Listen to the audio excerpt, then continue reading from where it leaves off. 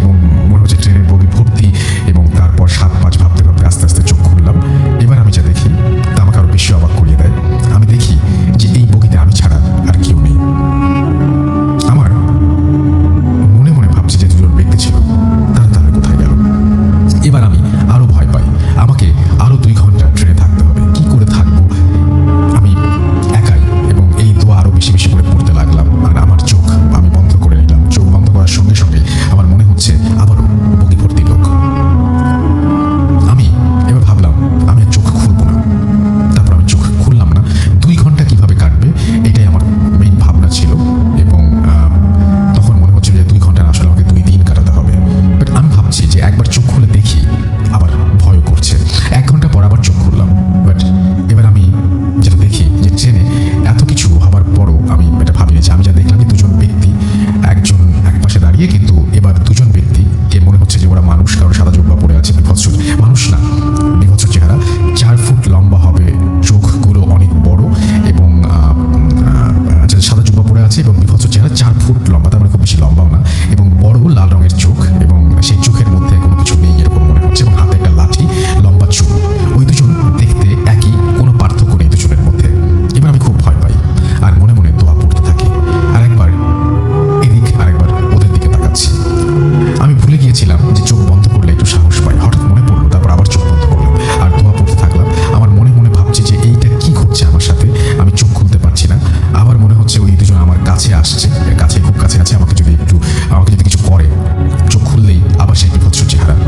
তারপর মনে হলো ট্রেনটি আস্তে আস্তে থামছে। আমি ভাবলাম যে কোনো একটা স্টপেজ এসছে মনে হয়। ট্রেনটি থামতেই আমি চোখ খুললাম আর কোনো দিকে না তাকিয়ে গেটের কাছে গেলাম, আর দেখলাম যে না, এটা কোনো স্টপেজ না, এর কোনো স্টেশন না।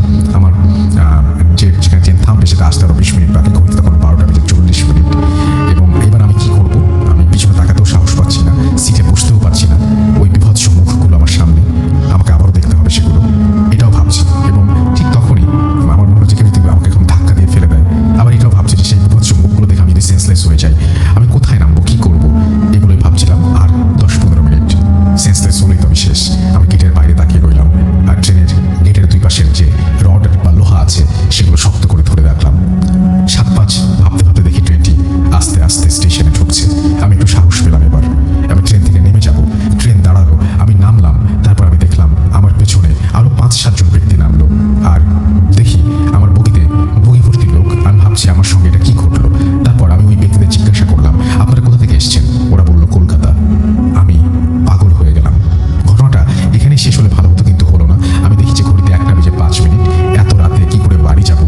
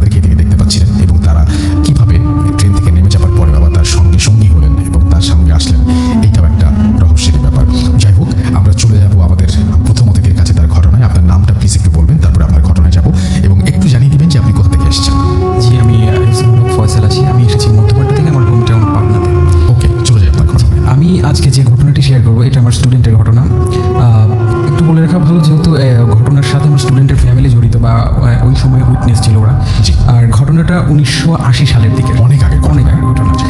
তো এই কারণে আমি বলছি না কোথায়, তবে এটা বৃহত্তর বরিশালের যে কোনো একটা জেলায় হবে। তো ঘটনায় চলে যাচ্ছি। তো যে গ্রামের ঘটনা, আসলে আমরা সবাই জানি যে বরিশাল অঞ্চলে ম্যাক্সিমাম গ্রামগুলা, প্রত্যেকটা জেলার গ্রামগুলো পানি বেষ্টিত, সেখানে খাল বা পুকুর ডোবা এগুলো বেশি থাকে। তো যেখানকার ঘটনা সুন্দর একটা ছিমছাম ছোট্ট একটা গ্রাম, সবাই খুব সুন্দরভাবে দিন যাপন করে। তো হঠাৎ একদিন মানে প্রায় শুকনার টাইমে পাশে একটা ডোবাতে মানে একটা ছেলেকে কিছুদিন ধরে পাওয়া যাচ্ছিল না। তো পাওয়া যাচ্ছে না সেই সময় মানে সবাই খোঁজাখুঁজি করে এখানে ওখানে নদীতে। তো ছেলেটাকে ঠিক 3 দিন পরে পাশের একটা বিলের সাথে ছোট্ট একটা ডোবার মধ্যে ওকে পাওয়া যায়। আচ্ছা। এবং এমনভাবে পাওয়া যায় মনে হচ্ছে কাদার মধ্যে ও একদম লেপ্টে আছে।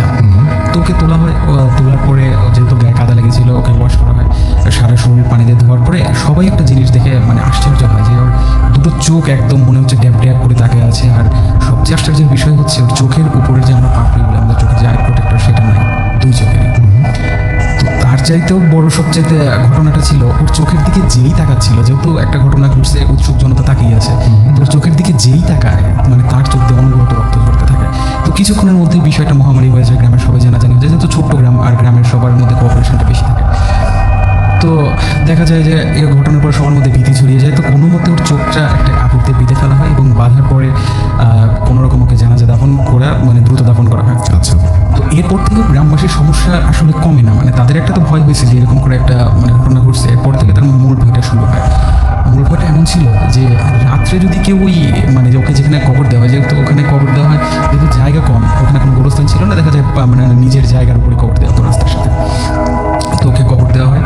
তো ওই কবরের সামনে রাস্তার সামনে দিয়ে যদি কেউ যায়, দেখা যাচ্ছে মানে হাতে টর্চ আছে, দেখা যাচ্ছে সবসময় তো যাওয়ার সময় আমাদের চেনা রাস্তা তাদের মানে ওই ধরনের তো কনসার্ন থাকে না। মানে আমরা অচেনা রাস্তায় যেভাবে হাঁটি, চেনা রাস্তায় স্বাভাবিকভাবে হাঁটি। তো স্বাভাবিকভাবে হাঁটতে হাঁটতে দেখা যায় কেউ একজন নদীর সামনে চলে আসছে, কেউ বা কোনো বাগানের মধ্যে ঢুকে গেছে, বা কেউ দেখা যাচ্ছে অনেক বাঁশ গাছের মধ্যে চলে গেছে। তো বিষয়টা সবার মধ্যেই মানে খুব ভীতির সৃষ্টি করে, কেন এমন হচ্ছে, এবং কেন এমন হচ্ছে সবার মধ্যে ওই চিন্তাই থাকে, যেহেতু ছেলেটার মৃত্যু স্বাভাবিক ছিল। এরপরে আরও যে বিষয়টা হয় যে হঠাৎ করে একজন অসুস্থ হয়ে যাচ্ছে বা কারো কোনো গবাদি পশু হঠাৎ করে মারা যাচ্ছে কোনো কারণ ছাড়া, সবার মধ্যে একটা ভীতির সৃষ্টি হয়। তো গ্রামবাসীর মূল কনসার্নটা হয় একটা ঘটনার মাধ্যমে। ওই গ্রামে একজন লোক ছিলেন, দেখা যায় যে সেই সময়ে এখনও গ্রামে 9টা 10 অনেক রাত, আর সেই সময় তো আরও অনেক ছিল।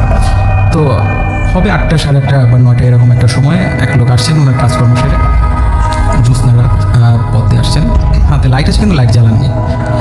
তো হঠাৎ উনি শুনেন মানে এমনভাবে বলছে যে আব্বা আসো। উনি মানে হকচকিয়ে যায় যে কী ব্যাপার, কে? তখন বলে আব্বা আমি, মানে ওনার নিজের ছেলের গলা উনি শুনতেন। উনি বলে তুমি এত রাতে এখানে? বলে তোমার জন্য দাঁড়ায় আছি। তো ওনার কাছে একটু অট লাগে যে গ্রামে আমার ছেলে স্বাভাবিকভাবে যাকে দেখি 7টা 7:30 খেয়ে দিয়ে ঘুমিয়ে যায়, তো আমার ছেলে এখানে। তো উনি ভাবে যে ছেলেকে হয়তো শাসন করবো, বাড়ি যাই, যেহেতু রাস্তায় আছি। তো ছেলে সামনে সামনে হাঁটে, তো হাঁটতে হাঁটতে তিনি মানে ফাইন্ড আউট করেন যে ছেলে আর নাই। উনি ভাবে যে হয়তো আমার সাথে কোনো দুষ্টামি করছে, এইভাবে উনি খুঁজতে থাকে। তো খুঁজতে খুঁজতে মানে একটু সামনে যায়, সামনে বেশ কয়েকটা বাঁশ গাছ ছিল একদম ঘেরা। তো উনি হয়তো ভাবে এর মধ্যে লুকিয়ে থাকতে পারে, কেন ছেলে এরকম দুষ্টামি করছে। Right. তো উনি আস্তে আস্তে একবার এখানে ওখানে খোঁজাখুঁজি শুরু করছে। তো হঠাৎ উনি খেয়াল করে যে উনি শক্ত কোনো একটা ঢিপির উপর দাঁড়িয়ে। উনি তখন টর্চ জ্বালাননি, যেহেতু তখন জ্যোৎস্না রাত ছিল। তো ঢিপি উনি ভাবেন যে মাটির রাস্তা হতেই পারে, তবে উনি ভয় পান যখন হাতটা উপরের দিকে দেন, দেখেন যে একটা বাঁশ তার মাথার উপরে। যেহেতু রাত্রে বুঝতে পারেননি, তো হাতটা যখন একটু ভালোভাবে মুভ করেন তখন দেখেন একটা না অনেক বাঁশ একদম তার মাথায় লেভেল হয়ে আছে। আচ্ছা। উনি সাথে সাথে ভয় পেতেন, কী ব্যাপার কী হলো। উনি বিষয়টা দেখার জন্য সাথে সাথে তার টর্চটা জ্বালান। তো টর্চটাও জ্বালান এবং উনি সবচেয়ে ভয়ের ব্যাপার উনি দেখেন যে সেই ছেলের কবরের উপর সে দাঁড়িয়ে আছে এবং তার মাথার উপর সারি সারি বাঁশ একদম সোজা হয়ে আছে। তো উনি ভয় পান এবং ভয় পেয়ে দ্রুত ওখান থেকে মুভ করতে যাওয়ার জন্য টর্চটা জ্বালান, এবং টর্চটা জ্বালানোর পরেই দেখেন সেই ছেলেটা যাকে কয়েক মাস আগে কবর দেওয়া বা দাফন করার সময় উনিও ছিলেন, ঘটনাটা উনি যেন সেই ছেলেটা ওনার সামনে দাঁড়িয়ে। উনি এক দৃষ্টিতে ছেলেটার দিকে তাকিয়ে আছেন, ওর চোখের দিকে তাকিয়ে আছেন, সেই একই অবস্থা চোখের। তো ওনার সম্মোহনটা ভাঙেনি যখন উনি দেখেন যে ওনার হাতটা গরম হয়ে যাচ্ছে। তো তাকে দেখেন ওনার চোখ দিয়ে অনবরত রক্ত পড়ছে। ঠিক যখন ওকে পাওয়া যায় মৃত অবস্থায়, তখন যখন সবার রক্ত পড়েছে ওনার চোখে রক্ত পড়ছে। তো উনি ঘটনার আকস্মিকতায় ওখানে অজ্ঞান হয়ে যায়। তো সকালে গ্রামবাসী সকালে ওনাকে অজ্ঞান অবস্থা উদ্ধার করেন, পরে ওখানে জ্ঞান ফেরানো হয়, পরে সব কিছু শোনা হয়। তো গ্রামবাসী একটা জিনিস দেখেন, ঘটনার সত্যতা দেখেন যে কাঁচা যে বাঁশগুলো আছে ওগুলো ঠিক সোজা হয়ে দাঁড়িয়েছে, কিন্তু যেগুলো একটু পাকা বাঁশ ছিল সেগুলো ভেঙে গেছে। মানে এর থেকেই প্রমাণিত হয়েছে যে উনি যে ঘটনাটা বলছেন যে বাঁশগুলো ওনার মাথার উপর লেভেলে ছিল। আর তারপরেও সবার মধ্যে আরও ভীতি বেড়ে যায় যে এমন কেন হচ্ছে। তো ওই গ্রামের বা পাশের গ্রামের বেশ কয়েকজন মানে হুজুরকে নিয়ে আসা হয় যে সমাধানের জন্য, যে দেখেন বেশ কিছুদিন ধরেই যে এইরকম সমস্যা কী করা যায়। তো হুজুররা আলোচনা বা তাদের রিচুয়াল করার পর বলে যে দেখেন আমরা বেশি কিছু বলতে পারবো না, এখানে যে জিনিসটা আছে এর সাথে আমাদের শক্তির কোনো মানে তুলনা করা যাবে না, আমরা পারবোই না, আমরা কিছুই পারবো না, আমরা প্রাথমিক লেভেলেও যেতে পারবো না এর সাথে। তো গ্রামের বলছে কী করা যায়, এভাবে তো চলতে পারে না। তখন বলছে পাশের গ্রামে একজন কামেল ব্যক্তি আছেন, কামেল একজন হুজুর আছেন, ওনাকে ডাকতেন, উনি হয়তো কিছু করলেও করতে পারেন। তো গ্রামবাসী দ্রুত তাকে ডাকা হয়। তো উনি বিষয়টা সব কিছু শোনেন এবং শোনার পরে বলেন যে আসলে এখানে যে জিনিসটা আসলে মানে যে আমরা স্পিরিট বলি বা এইগুলো বলি, তো খুব শক্তিশালী, মানে আমরা স্বাভাবিকভাবে যে জিনের কথা বলি তার চেয়েও শক্তিশালী জিন, যেমন আমরা ইফরিত বা জুয়ান্নার কথা জানি, মানে এটা আমার ব্যক্তিগত opinion। তো বলেন যে এটা সমাধান করা যাবে, তবে গ্রামবাসীর উপর থেকে ঝড় বয়ে যাবে, সবাইকে শক্ত হতে হবে। তো বলছে কী করতে হবে? তো বলছে গ্রামবাসীর মধ্যে 2 জন শক্তিশালী যুবককে দিতে হবে এবং এই 2 যুবককে নিয়ে আমি ওই কবরটা আবার খুঁড়ব এবং এই কবর খোঁড়ার সময় এবং এই লাশটা দেখার পরে লাশের কী চেহারা, লাশের কী হয়েছে, এই 2 ব্যক্তি মৃত্যুর আগে বলতে পারবে না, কাউকে বলতে পারবে না, অন্য যা কিছু বলতে পারবে কিন্তু এই ওর লাশের যে কী অবস্থা এটা বলতে পারবে না এবং গ্রামবাসী কেউ এই সময় আসতে পারবে না, সবাই যার যার ঘরে থাকবে, নিরাপদে থাকবে। তো বলছে আচ্ছা তাই হবে। তো একদিন দিন ঠিক করা হয় শুক্রবারে, এমনি মানে মানে সেদিন সকালে ছিল বৃষ্টি মেঘলা একটা ভয়ের একটা পরিবেশ। তো সকালেই ফজরের নামাজের পরেই মানে আলো ফুটছে, এই অবস্থায় লাশটাকে আবার খোঁড়া হয় এবং মানে ওই লাশটা তোলা হয়। তো লাশটা তুলে গ্রামবাসী সবাই যার যার মতো যার ঘরে চলে গেছে, মানে হয়তো কিছু মানুষ উৎসুক, হয়তো লুকিয়ে ছাপিয়ে দেখছে কি হচ্ছে। তো লাশটাকে নিয়ে ওই যেখানে ওকে পাওয়া যায়, অর্থাৎ যে বিলের পাশে যে ডোবার মধ্যে পাওয়া যায় সেই ডোবার পাশে যাওয়া হয়। তো ওই ডোবার পাশে একটা নারকেল গাছ ছিল, তো আগে থেকে নারকেল গাছটা কাটা হয় এবং ওকে 2 টুকরা করা হয় এবং ওই 2 টুকরার মাঝে লাশটাকে রাখা হয়। রাখার পরে হুজুর তার নিজের মতো রিচুয়াল শুরু করেন এবং ওই 2 ব্যক্তিও পাশে থাকেন। তো রিচুয়াল করার এক মুহূর্তে সেই মানে স্পিরিটটা চলে আসে। তো চলে আসার পরে তখন মানে যারা দেখছে, যারা উইটনেস, মানে আমার স্টুডেন্টের নানি বা ওর আত্মীয় স্বজন অনেকেই দেখছে, তারা বলছে যে অনেকটা ছায়ার মতো, এমনিতে মেঘলা মানে ক্লিয়ার না। তো হুজুর ওকে প্রশ্ন করে, এই ঘটনাটা মানে আমি এখন যেটা বলছি সেটা এই বর্ণনাটা ওই 2 ব্যক্তি দেয় পরে, কারণ এটা পারমিটেড ছিল তাদের, শুধু পারমিটেড ছিল না চোখ দুটো বা লাশের কী বর্ণনা এটা বলা, মানে তার পারমিটেড ছিল না, অন্য সব কিছু পারমিটেড ছিল। তো হুজুরকে উনি মানে হুজুর বলেন যে তুই কে? তো কোনো কথা বলে না। তো বলে দেখ তুই মানে এরকম সমস্যা করিস না গ্রামবাসীর সাথে, তুই বল তুই কি চাস সেটা শুনতে হবে, আর তোর কী সমস্যা সেটা বল, তুই কি চাস? তো বল আমি ওই ছেলে চোখ দুটো চাই। তো বলে চোখ দুটো চাস মানে? এটা খুব একটা অদ্ভুত জায়গা, কিন্তু চোখ দুটো চেয়েছে। ওকে বলছি ও মারা গেছে, ওর চোখের এই ব্যাপারটা, ওর চোখ যে দেখে সেই মানে যার চোখ দিয়ে রক্ত পড়ে, নিশ্চয়ই এখানে তোর কোনো কাজ আছে। বলছে হ্যাঁ আমি ওর চোখ দুটো নিতে চেয়েছিলাম কিন্তু আমি যে কোনোভাবে পারিনি, কিন্তু এখন আমার চোখ দুটো চাই। তো বলছে না এটা সম্ভব না, তোকে শুধু ট্র্যাপে ফালানোর জন্য না, তোকে আনার জন্য শুধু ওকে কবর থেকে তোলা হয়েছে, এটাই তো অন্যায়, কিন্তু তুই এই কাজটা করতে পারিস না। তো তুই কী হলে যাবি? ওখানে যাবো না। তুই কী চাস? আমি চোখ দুটো চাই। তো এরকম অনেকক্ষণ নাকি হুজুরের সাথে বাগবিতণ্ডা ওর কথা। তো এক পর্যায়ে হুজুর মানে আরও রিচুয়াল করে তার নিজের মধ্যে কোন স্পিরিট হাজির করেন এবং ওকে মানে লাশটাকে যে 2 টুকরা মানে নারকেল গাছের 2 টুকরার মধ্যে রাখা হয়েছিল, উপরের টুকরা হুজুর ধরে ওর দিকে ছুঁড়ে মারেন এবং তখন ওর একটু ভয় হয়, মানে হুজুর নিজের একটু শক্তি হয়ে দেখেন। উনি বলেন যে দেখ তুই আসছিস, তোকে আমি নিয়ে আসছি, কিন্তু এখন তুই কখনোই যেতে পারবি না এবং তুই যত কিছুই করিস আমি তোকে যেতে দেবো না এবং তোর একটা বিহিত করবো, তুই বলকে। তখনও একটু নরম হয়, স্পিরিটটা নরম হয় এবং বলে যে আমি পাশের কোনো একটা দেশের, আমি দেশটার নাম আমাকে কেউ বলে না, আমি বলতে পারলাম না যে কোন দেশ, তবে বাইরের কোনো একটা দেশের বলে যে একজন মানে ব্যক্তি যে ব্ল্যাক মিউজিক করতো, তো ওই জিনটাকে দিয়ে ব্ল্যাক মিউজিক করাতো এবং এই ব্ল্যাক মিউজিকের ইফেক্ট, তার একটা জাদুর ইফেক্ট একটা এই জিনের ওপর পড়ে এবং যার ফলে ওর একটা চোখের সমস্যা হয় এবং এই প্রতিশোধ ও নেয় ওখান থেকে ছুটে, যে আমি যাকে দেখবো প্রথমেই তার চোখ দুটো নেবো, ওর একটা এরকম জিদ থাকে।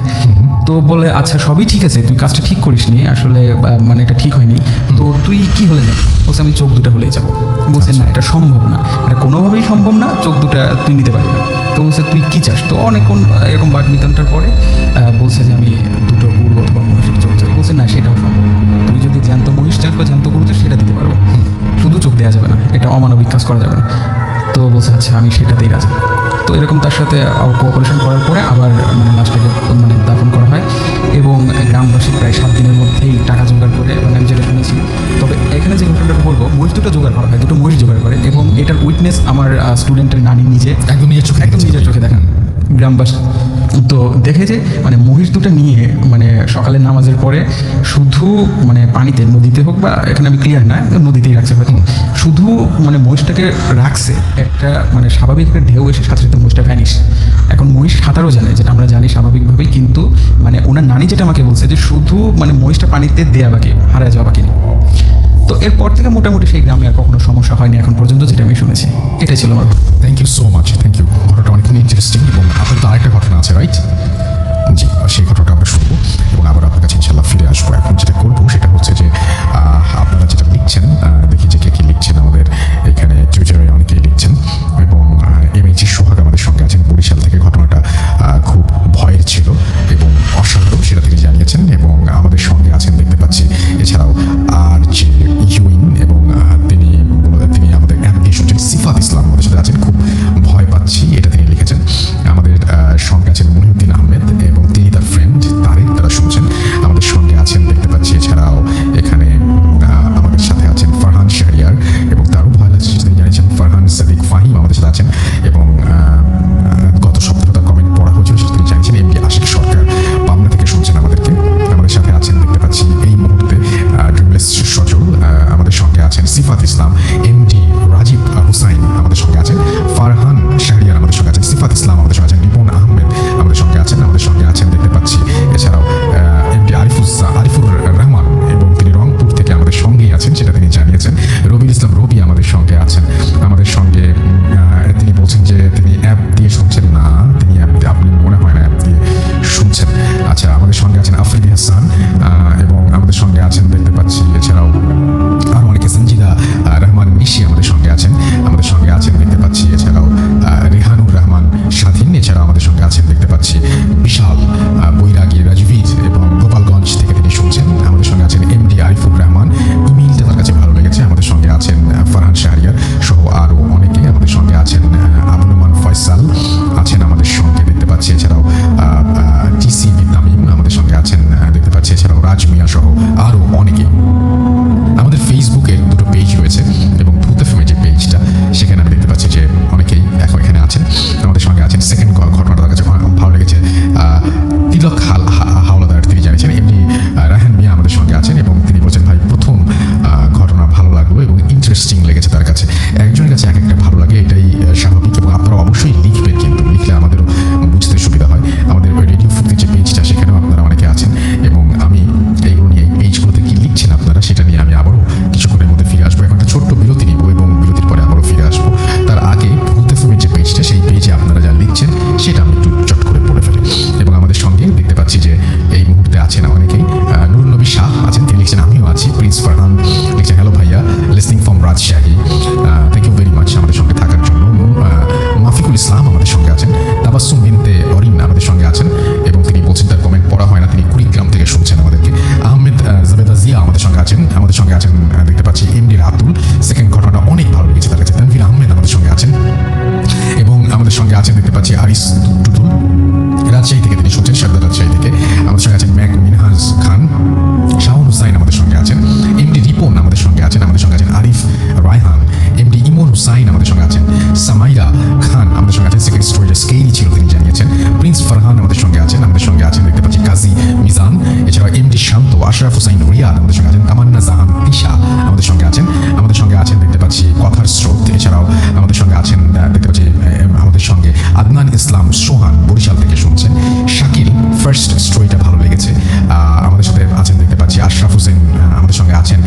আরিয়ান সিফাত, এছাড়াও তিতাস আমাদের সঙ্গে আছেন। আব্রাহাম খান শফি আমাদের সঙ্গে আছেন। মাসুম বিল্লাহ আমাদের সঙ্গে আছেন দেখতে পাচ্ছি। তামিম আহমেদ, এছাড়াও অরূপ দাস আমাদের সঙ্গে আছেন জি আর সাগর, প্রিন্স ফারহান সহ আরও অনেকে। আমাদের যে রেডিও ফুর্তির যে পেজটা রয়েছে, সেখানেও আপনারা অনেকে এই মুহূর্তে যোগ দিয়েছেন এবং আপনারা অনেকেই লিখছেন আমাদেরকে দেখতে পাচ্ছি। এর মধ্যে আমি দেখতে পাচ্ছি যে আমাদের সঙ্গে যারা আছেন তাদের মধ্যে আমাদের সঙ্গে আছেন অনেকেই। আচ্ছা, এটা একটু পড়তে আমাদের সময় লাগবে, আমরা বরং একটা ব্রেক নিয়ে আসি এবং ব্রেকের পরে আবারও ফিরে আসছি। খুব ছোট্ট ব্রেক কিন্তু, সুতরাং কোথাও যাবেন না। স্টে টিউনড ফর রেডিও ফুর্তি এফএম অ্যান্ড ডু ফুর্তি। Face it, রেডিও মানে ফুর্তি। রেডিও ফুর্তি FM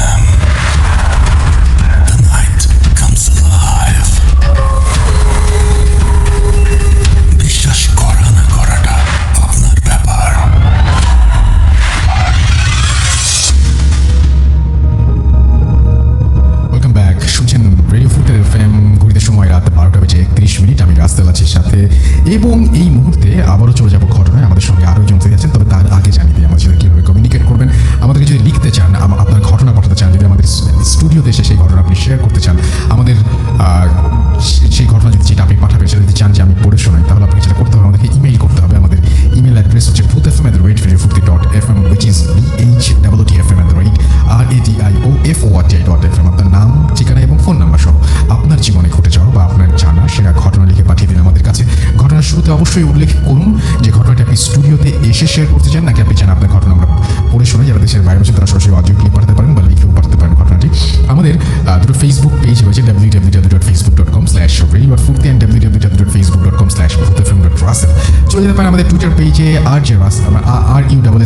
RUSSEL space BoothFM, BHWTFM, space তো না, আন্ডারস্কোর BoothFM। অলরাইট, আমরা চলে যাবো আমাদের ঘটনায় এবং আমাদের পরবর্তী অতিথির কাছে আমরা যাবো। আপনার নামটা প্লিজ একটু বলবেন। আপনি একটু ইন্ট্রোডিউস করবেন আপনার নিজেকে, না আপনার নাম বলবেন, কোথা থেকে এসেছেন, তারপরে আপনার ঘটনায় চলে যাবো আমরা সরাসরি। প্রথমে আপনাকে অনেক থ্যাঙ্কস, অনেক দূর থেকে এসেছেন কষ্ট করে আমাদের সাথে যোগ দিয়ে আপনার ঘটনা শোনানোর জন্য। Thank you very much. আজকে আমি যে ঘটনাটা বলবো সেটা আমার নিজের সাথে ঘটে যাওয়া।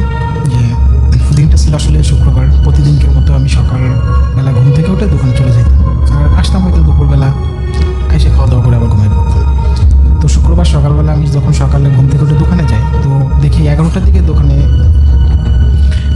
দেখি দোকানে অনেক লোক আসছে, হয়তো তারা গাড়ি করে আসছিল। তো যাই হোক, তাদের আমি চা দিলাম, বিস্কুট দিলাম, তারা খেয়ে আমাদের বাড়িতে চলে গেল। তখনও জানতাম না আসলে লোকগুলো কারা। পরে আমার বাড়ি থেকে ফোন আসলো যে তুই বাড়ি চলে আয়, তোরা আজকে দেখতে আসছে। তো যাই হোক, মেয়ে আগে আমার আব্বু দেখছিল, দেখার পরে তার পছন্দ হয়েছিল, কিন্তু আমি এই ঘটনাটা শিওর জানতাম না। তো আমি দোকান বন্ধ করে বাড়ি চলে গেলাম। বাড়ি যাওয়ার পরে তাদের গোসল টোসল করে তাদের সামনে যখন বসলাম, তারা দেখে পছন্দ করে দিন ফেলালো যে আজকেরাই বিয়ে হবে। এমন পর্যায়ে বিয়ের দিন ওই দিনকেই বিয়ে ছিল। তো যাই হোক, গায়ে হলুদ দিল সন্ধ্যার দিকে গায়ে হলুদ দেওয়ার পরে সবাই আসতে আসতে অনেক লেট হয়ে গেল। তো যাই হোক, বাড়ির বাসা থেকে 11টার দিকে আমরা বের হলাম বিয়ের জন্য। তো বিয়ের জন্য 11টার দিকে, রাত 11টা, হ্যাঁ রাত 11টার দিকে বাসা থেকে বের হয়েছি বিয়ের জন্য। তো ওখানে যাইয়া পৌঁছাইতে আমাদের 12:30 বেজেই গেছে। তো যাই হোক, আমার সাথে আমার 2টা দুলাভাই ছিল, আরও অনেক আত্মীয় স্বজন ছিল। তো আমার বড় দুলাভাই বলতেছে কি তুই কি মেয়ে দেখছিস? আমি বললাম জি না, আমি মেয়ে তো দেখি নাই। তো দুলাভাই আমার বললো চল মেয়ে দেখে আসি। তো এক পর্যায়ে ওখান থেকে উঠে আমরা যাই মেয়ে দেখতে গেলাম। তো মেয়ে দেখতে যাই অবাক হয়ে গেলাম যে আসলে এটা কি পছন্দ করছে আমার আব্বু বা এই সে আত্মীয় স্বজন এসে কী দেখে গেছে। তো যাই হোক, মেয়ে তো একটু পছন্দ হয়নি। তো ওই সময় আমি আমার দুলাভাইকে বললাম, দুলাভাই আমি এই বিয়ে করবো না, আমি বাড়ি চলে যাবো। তো এই নিয়ে অনেক ঝোলাঝুলি করার পরে আমার দুলাভাই এক পর্যায়ে বলে বসলো কি দেখ, তোর আব্বু তো এই মেয়েটা পছন্দ করে গেছে, তো তুই যদি এটা বিয়ে না করিস তাই এখানে অনেক লোকজন আছে, হয়তো অনেক অসুবিধা হতে পারে। তো আমি আর কোনো উপায় না দেখে বিয়ে করে বাসায় চলে আসলাম। তো বিয়ে শেষ হলো রাত 3টার দিকে, আর বাসায় আসতে আসতে 4:30 এরকম বেজেই গেল। তো 4:30টার সময় যখন আমি গাড়ি থেকে নামলাম, গাড়ি থেকে নেমে আমি বাসায় আসলাম, প্যান্টটা খুললাম, পাঞ্জাবিটা খোলার পরে লুঙ্গি পরে আমি রীতিমতো দোকানে চলে গেলাম। যে বাড়িতে ভালো লাগতেছে না, এই অনেক কিছু ভেবে বাড়ি থেকে আমি দোকানে চলে গেলাম। তো দোকান থেকে আসলাম, দোকানে যখন গেছি, তারপরে 11টার দিকে দুলাভাই গেলো, দুলাভাইরা যে বসলো, চা খাওয়াইলো, আমি চা খাইলাম, তারপরে একটা সিগারেট খেলাম। সিগারেট খাওয়ার এক পর্যায়ে দুলাভাই বলতেছে কি চল এখন বাসায় যাবো, তোর ভাই ছোটোটা আসতেছে, তো ছোটোটা আসলে তুই বাসায় চলে যাস। আমি বললাম আচ্ছা ঠিক আছে, ও আগে আসুক। তো ছোটো ভাই যখন আসলো, আমি 2টার দিকে দোকান থেকে বাসায় উদ্দেশ্যে বের হলাম। তো বাসায় যে এক পর্যায়ে বাসায় পৌঁছে গোসল করে খাওয়া দাওয়া করে আমি একটু ঘুমানোর পরে বিকাল 4টা অথবা 5টার দিকে আমার দুলাভাইয়ের সাথে করে নিয়ে আমি আবার বাজারের দিকে গেলাম। বাজারের দিকে এসে দুজনে বসে গল্প করতেছি বা চা খাইতেছি, অনেক কিছু খাওয়া শেষ করে রাত যখন 9টা বাজে তখনই বাসার দিকে দুলাভাই বললো চলে এখন বাড়িতে যাই। তো আমি 9টার দিকে দুলাভাইয়ের সাথে বাড়িতে আসলাম। বাড়িতে আসতে 9:40 অথবা 45 এরকম বেজেই গেছে। তো বাড়িতে যাওয়ার পরে বাড়িতে তো একটু ভালো লাগতেছিল না। তো আমি দুলাভাইয়ের সাথে আমাদের পুকুর পাড়ে যেয়ে বসে রয়েছি। তো পুকুর পাড়ে দুলাভাই আমি গল্প করতে করতে প্রায় 10:30 বাজে। ওই সময় বলতেছে চল তোর আব্বু বাড়ি আসে, সব জায়গায় খাওয়া দাওয়া করে নিই। তো সবাই একসাথে খাওয়া দাওয়া করলাম। খাওয়া দাওয়া করার পরে আমি যখন ঘরে ঢোকার পরে আমার টোটালি ভালো লাগতেছিল না। তো হঠাৎ রাত 11:05 অথবা 10 এরকম টাইমে আমি ভাবলাম যে আসলে বাড়িতে তো ভালো লাগতেছে না, দেখি বাজারের দিকে যাই।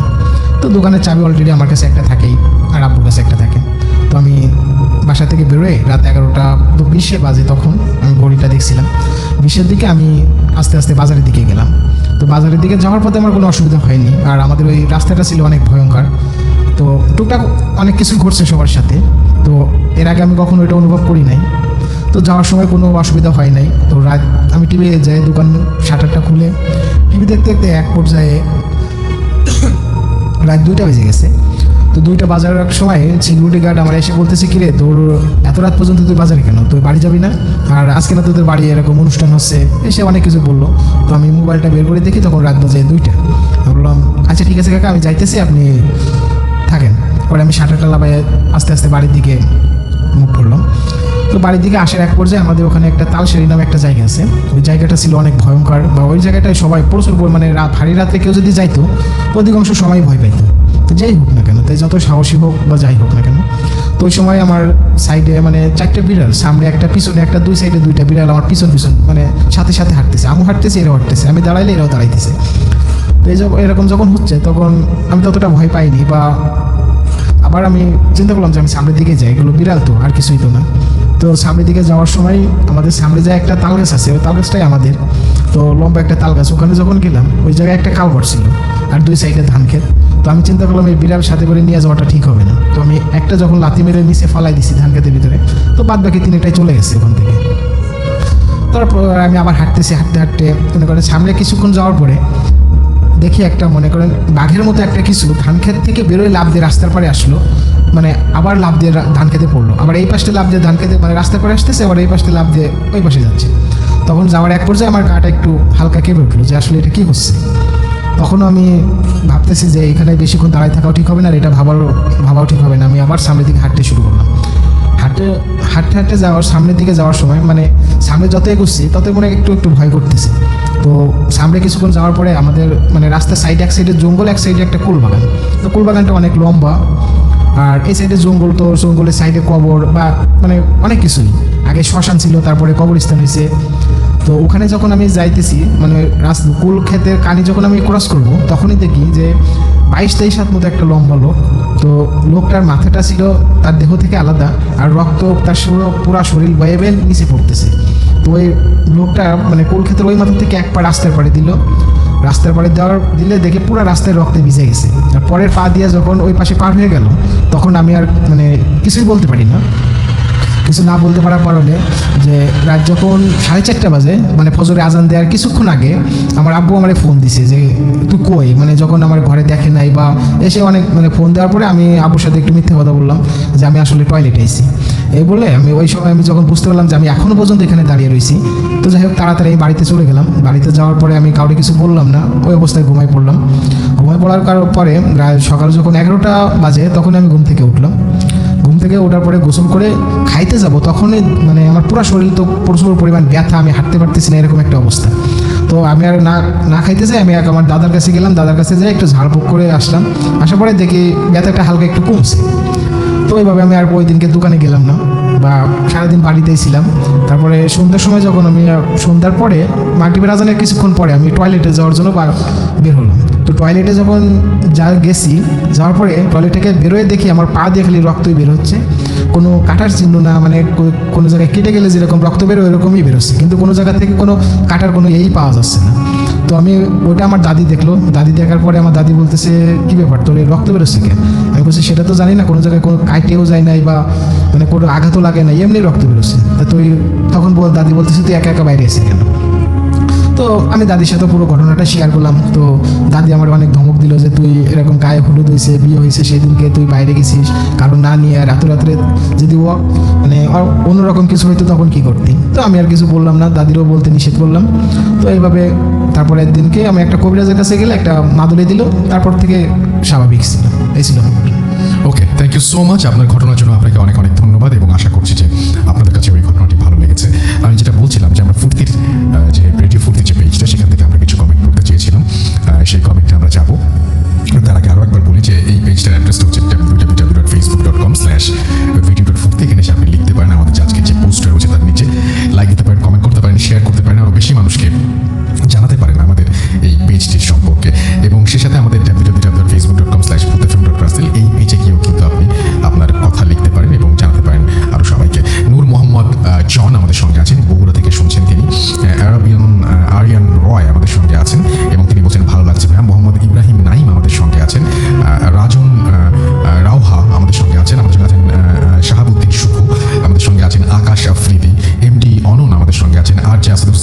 সঙ্গে আছেন কাজী সোহেল, আছেন আমাদের সঙ্গে শিফাত ইসলাম, আমাদের সঙ্গে আছেন কাউসার আহমেদ, আমাদের সঙ্গে আছেন আসলাম, আমাদের সঙ্গে আছেন উৎস কুমার দে, আমাদের সঙ্গে আছেন তৌফিকুল ইসলাম তৌসিফ, আমাদের সঙ্গে আছেন ইসরাত জুই, আমাদের সঙ্গে আছেন সাদিয়া সুলতান রিচি, আমাদের সঙ্গে আছেন মেহজাবিন মুন, আমাদের সঙ্গে আছেন তামিম খন্দকার, আমাদের সঙ্গে আছেন দেখতে পাচ্ছি এছাড়াও শিফাত ইসলাম সহ আরও অনেকে। দিনাজপুর থেকে আমাদের সঙ্গে আছেন সিরাত আল রহমান, ফজলি রাব্বি, আমাদের সঙ্গে আছেন হাসবি রিফাত হাসিবুর, আমাদের সঙ্গে আছেন দেখতে পাচ্ছি আবির মাহমুদ, আমাদের সঙ্গে আছেন HRZ বিশ্বজিৎ, আমাদের সঙ্গে আছেন দেখতে পাচ্ছি মন পরাণ, আমাদের সঙ্গে আছেন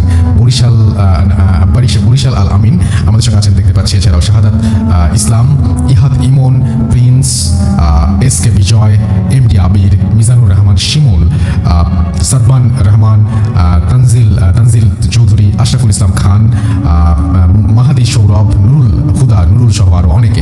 ছোট্ট একটা বিরতিতে যাবো এবং বিরতির পরে আবারও ফিরে আসবো আমাদের প্রথম অতিথিকে নিয়ে এবং তার কাছে আরও একটা ঘটনা আমরা শুনবো তারপরে, এবং সেই পর্যন্ত আমাদের সঙ্গেই থাকুন। স্টে টিউনড ফর ফুর্তি FM and ফুর্তি। Face it, radio money Furti. Radio Furti. Boot FM. The night comes alive. বিশ্বাস করা না করাটা আপনার ব্যাপার।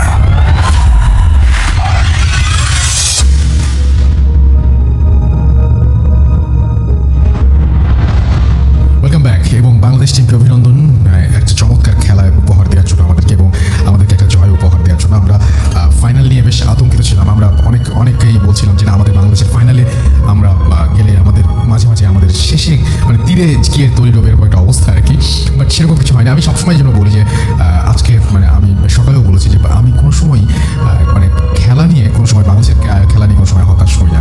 মানে টিমের ভালো লাগে, ভালো সময় যায়, খারাপ সময় যায়, দুটোই যায়, এবং দুটো সময় আমরা সবাই টিমের পাশাপাশি থাকি। এবং আমরা ইমোশনাল বলেই খারাপ খেললে আমরা একটু মানে বেশি ইমোশনাল হয়ে পড়ি, সেটাও ঠিক আছে, সেটা নিয়ে কোনো আমার মানে অভিযোগও নাই। তো যাই হোক, আশা করছি যে সবাই আজকে মানে বেশ মানে বাকিটা সময় প্রতিপক্ষের বেশ আনন্দে কাটবে, কারণ বাংলাদেশ টিমের এই জয় আপনাদের নিশ্চয়ই ভালো লেগেছে।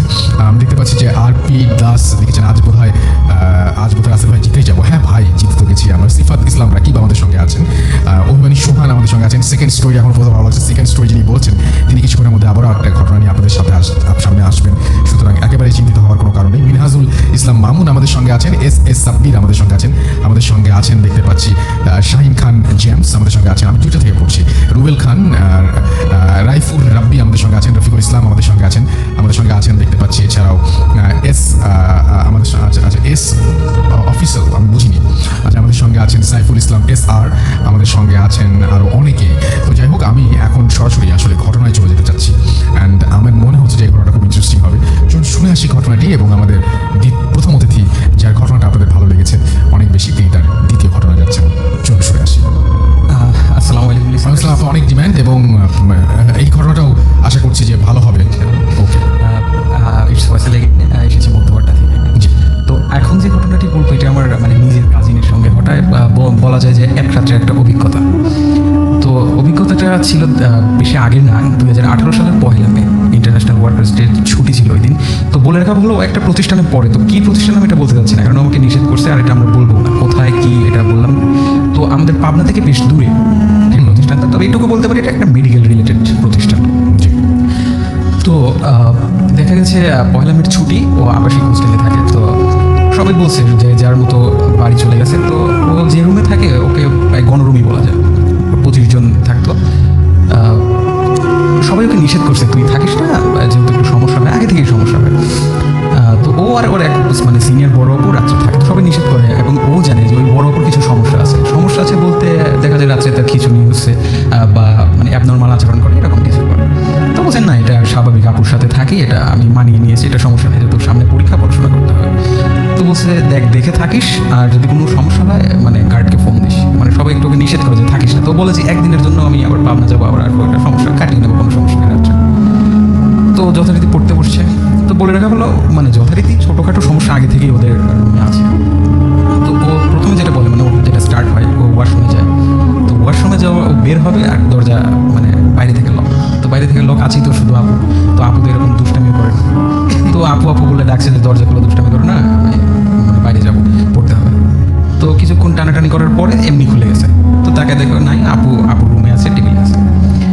তো যাচ্ছে, এটা ও এমন কিছু এভাবে নেয়নি। তো ও আপুকে বলে যে আজকে যেহেতু সময় পাইছি পড়াশোনা করি, যদি মিসরা গার্ডে আসে বা চেক করতে আসে, যদি আমাদের পড়তে দেখে তাহলে আমাদের অ্যাপ্রিসিয়েট করবে, নাহলে আবার বকা দেবে, দুইজন আসি। তো ওর আপু বলে না আজকে কিছু বলবে না, যেহেতু ছুটির সময় কিছু বলবে না, আমরা ঘুমায় পড়ি। তো বলছে না আপু আমার সামনে পরীক্ষা পড়তে হবে। তো বলছে আমি চা বানাই তুমিও খাও। তো বলছে না আমি চা খাবো না, আমি ঘুমায় যাবো। তো বলছে আচ্ছা তাহলে আমি চা খাই। তো চা বানাতে গেছে, তো চাটা বানানোর সময় হঠাৎ করে জানালাদের চোখ গেছে নিচে, পুরো চারতলা ছিল, নিচে তাকানোর পরে দেখে যে বেশ কয়েকজন মানুষ, মনে হচ্ছে সাদা, কোনো কিছু পরে বুঝতেছে না যেহেতু অনেক উপরে ছিল, চারতলা থেকে নিচে, তারপর রাত্রে মানে সাফিসিয়েন্ট লাইটও ছিল, তাতে সাদা সাদা আবছা বেশ কয়েকজন। তো ভাবে এত রাত্রে এখানে এই সময় মানুষ ভাবছে আর চা বানাচ্ছে। তো চা বানানোর পরে চা হাতে নিয়ে যখন ও রুমের দিকে তাকায় তখন ও থ হয়ে যায়, মানে মনে হচ্ছে রুমের পুরো ডাইমেনশনটা চেঞ্জ হয়ে গেছে। মানে ওর চেয়ার যেদিকে ছিল, টেবিল যেদিকে ছিল, সব উল্টা দিক, ও উল্টা দিকে। মানে ওর চেনা পরিচিত রুম, যে রুমে ও ঘুমায়, যে রুমে ও পড়াশোনা করে, তো বিষয়টা অড লাগে। তো অড লাগার পরে একটু ভিতরে ভিতরে ভয় পায়, এখন যেহেতু একা, ওই এত বড় একটা রুম, শুধু দুইটা মানুষ। তো ওর আপু বলে যে আমি ঘুমায়, বললাম তুই কি ঘুমাবি? ও ভয় ভয় বলে যে হ্যাঁ আপু আমি ঘুমাবো। তখন আর তেমন কিছু বলে না, তো লাইট বন্ধ করে ঘুমায় যায়। তো বলে আমার বেশিক্ষণ ঘুম না, ও যেভাবে আমাকে বলে কিছুক্ষণ ঘুমানোর পরেই দেখে মানে তবলার আওয়াজ। আচ্ছা। তো এত রাত্রে তবলার আওয়াজ কীভাবে? ও তখন গভীর ঘুম, মানে উঠে দেখে ওর আপুর মানে যে আগের যেমন হয়েছে মনে হচ্ছে খিচুনি উঠছে, মানে হাত পা বাঁকা হয়ে যাচ্ছে এবং মুখ দিয়ে তবলার আওয়াজ হচ্ছে। মানে ও প্রচণ্ড ভয় পায় যে কী ব্যাপারে এমন করছে কেন। তো দৌড় দিয়ে ওয়াশরুমে যায়, ওয়াশরুমে গিয়ে পানি টেনে নিয়ে এসে মাথায় পানি ঢেলে মুখে চোখে পানি দেওয়ার পরে ও একটু স্বাভাবিক করার পরে মানে কিছুক্ষণ সময় যায়, কথাবার্তা বলে ওর আবুকে একটু স্বাভাবিক করে। এই সমস্যাটা আগে থেকেই ছিল। তোর মনে মনে তখন থেকেই ভয় হয়, আর ঘুম আসে না, মনে হচ্ছে কাঁথা আর গায়ে দিয়ে ওর ভয়টা যাচ্ছে না, ঘুমও আসছে না, মানে মানে ভয়ের রাত গভীর হয় যেটা আমরা বলি। তো ভালো বলেছেন। তো ও ঘুমিয়ে গেছে, এরকম চিন্তা করতে করতে এক সময় হয়তো তন্দ্রার জন্য ঘুমিয়ে গেছে। তো ঘুমানোর পরে ওকে ঘুমানোর সময় লাইট বন্ধ করে ঘুমিয়েছে। তো ও মনে হচ্ছে মানে আবছা আবছা ঘুম আসছে, গভীর আবছা আবছা মনে হচ্ছে যে মনে হচ্ছে রুমের লাইট জ্বালানো, খুব ঠান্ডা রুমের মধ্যে, যদিও আমরা জানি যে ওই সময় তেমন একটা ঠান্ডা পড়ে না। তো যাই হোক, ও মানে খুব ঘুম, তাকাতেও যাচ্ছে না। তো মনে হচ্ছে মুখের ওপর কোনো কিছু আছে। তো কি আছে, চোখে হালকা একটু মানে ই করে আবছা হয়ে দেখে যে ও সেই আপু ওর মুখের সামনে একদম মুখ লাগিয়ে মানে বসে আছে, একদম মুখ বরাবর, এবং চোখ দুটো বড় বড়, এবং হাসছে, গাল দুটো যতটুকু স্ট্রেচ করে, আমরা যেমন জোকারকে দেখি একদম গাল দুটাকে স্ট্রেচ করে আছে। ওর আপুকে একটা ধাক্কা দেয়, একটা চিৎকার দেয়, এবং চিৎকার দিয়ে একদম, যেহেতু ওটা গণরুম ছিল, পাশেও গণরুম, বিশাল বিশাল রুম থেকে বড় লম্বা করিডোর, ও করিডোরতে দৌড় দেয়, কিন্তু ওর ভিতর যে মানে ভয়ের জন্য আর দৌড় দিতে পারছে না।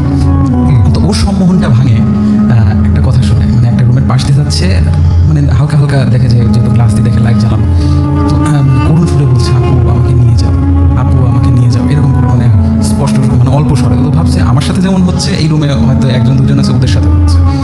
তো ও গ্লাসটা খোলে, তো আসলে গ্লাসটা খুলে মানে দেখার জন্য, যেটা দেখছে সেটা দেখার জন্য প্রস্তুত ছিল না। এটা দেখার পর থেকে ওর মাইগ্রেনের সমস্যা, এখনো সমস্যা আছে।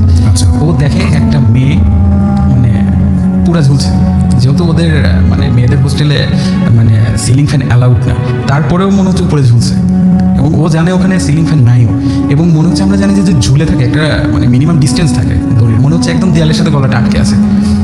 তো ও এটা দেখে তাও বলে যে আমি যদি সেন্সলেস হই আমি বেঁচে যাই, মানে যে দৃশ্যগুলো দেখছি আমি দেখার জন্য প্রস্তুত না। তো হঠাৎ করে ও বলে যে আমার মানে ঠিক কোমর বরাবর একটা ধাক্কা আসে। তো কিসের ধাক্কা? ও দেখে একটা ট্রেসার, মানে লাশ যে ট্রেসার নেয় এই ট্রেসার, অন্য কিছু না, ওর মানে মনে হচ্ছে ওর লাশটাই ও দেখছে ওর সামনে, একদম নিজের চোখের সামনে দেখতে পাচ্ছি সেটা। এবং বলে যে সদরে একটা ধাক্কা খাইছে কোমরে। ওটা দেখে আর ওর কোনো সেন্স নেই, মানে একদম সেন্সলেস। তারপরের দিনে ওর জ্ঞান ফেরে, এবং জ্ঞান ফেরার পরে তারপর মাইগ্রেনের সমস্যা এবং প্রচুর সমস্যা, এবং আমার নিজের কাছে এবং নিজে এটা শেয়ার করেছে। ওকে, থ্যাংক ইউ সো মাচ। আপনাকে অনেক অনেক ধন্যবাদ। আপনার দ্বিতীয় ঘটনাটা অনেক মজার এবং ভালো লেগেছে নিশ্চয়ই, আশা করছি। তো যাই হোক, এখন যেটা করবো সেটা হচ্ছে যে আমরা আরেকটা ঘটনায় যাব, এবং এই ঘটনাটিও খুব অদ্ভুত। এবং এই ঘটনাটার আগে আমি একটু বলে নিই যে এই ঘটনাটি বেসিক্যালি একজন আমাদের স্টুডিওতে আসার কথা ছিল, এবং অনেকদিন ধরেই তিনি আসতে চাচ্ছেন, কিন্তু কোনোভাবে সময় করতে পারছেন না। তো এই ঘটনাটা আমি সম্ভবত আগে পড়িনি, আজকে যেহেতু সময় আছে আজকে একটু পড়ে ফেলতে চাই, আর যদি পড়েও থাকি তাহলে দ্বিতীয়বার আবার পড়তে অসুবিধা নেই। যাই হোক, তবে আমার মনে হচ্ছে আমি পড়িনি, কারণ আসার কথা ছিল অনেকদিন ধরে, যার জন্য ওয়েট করছিলাম।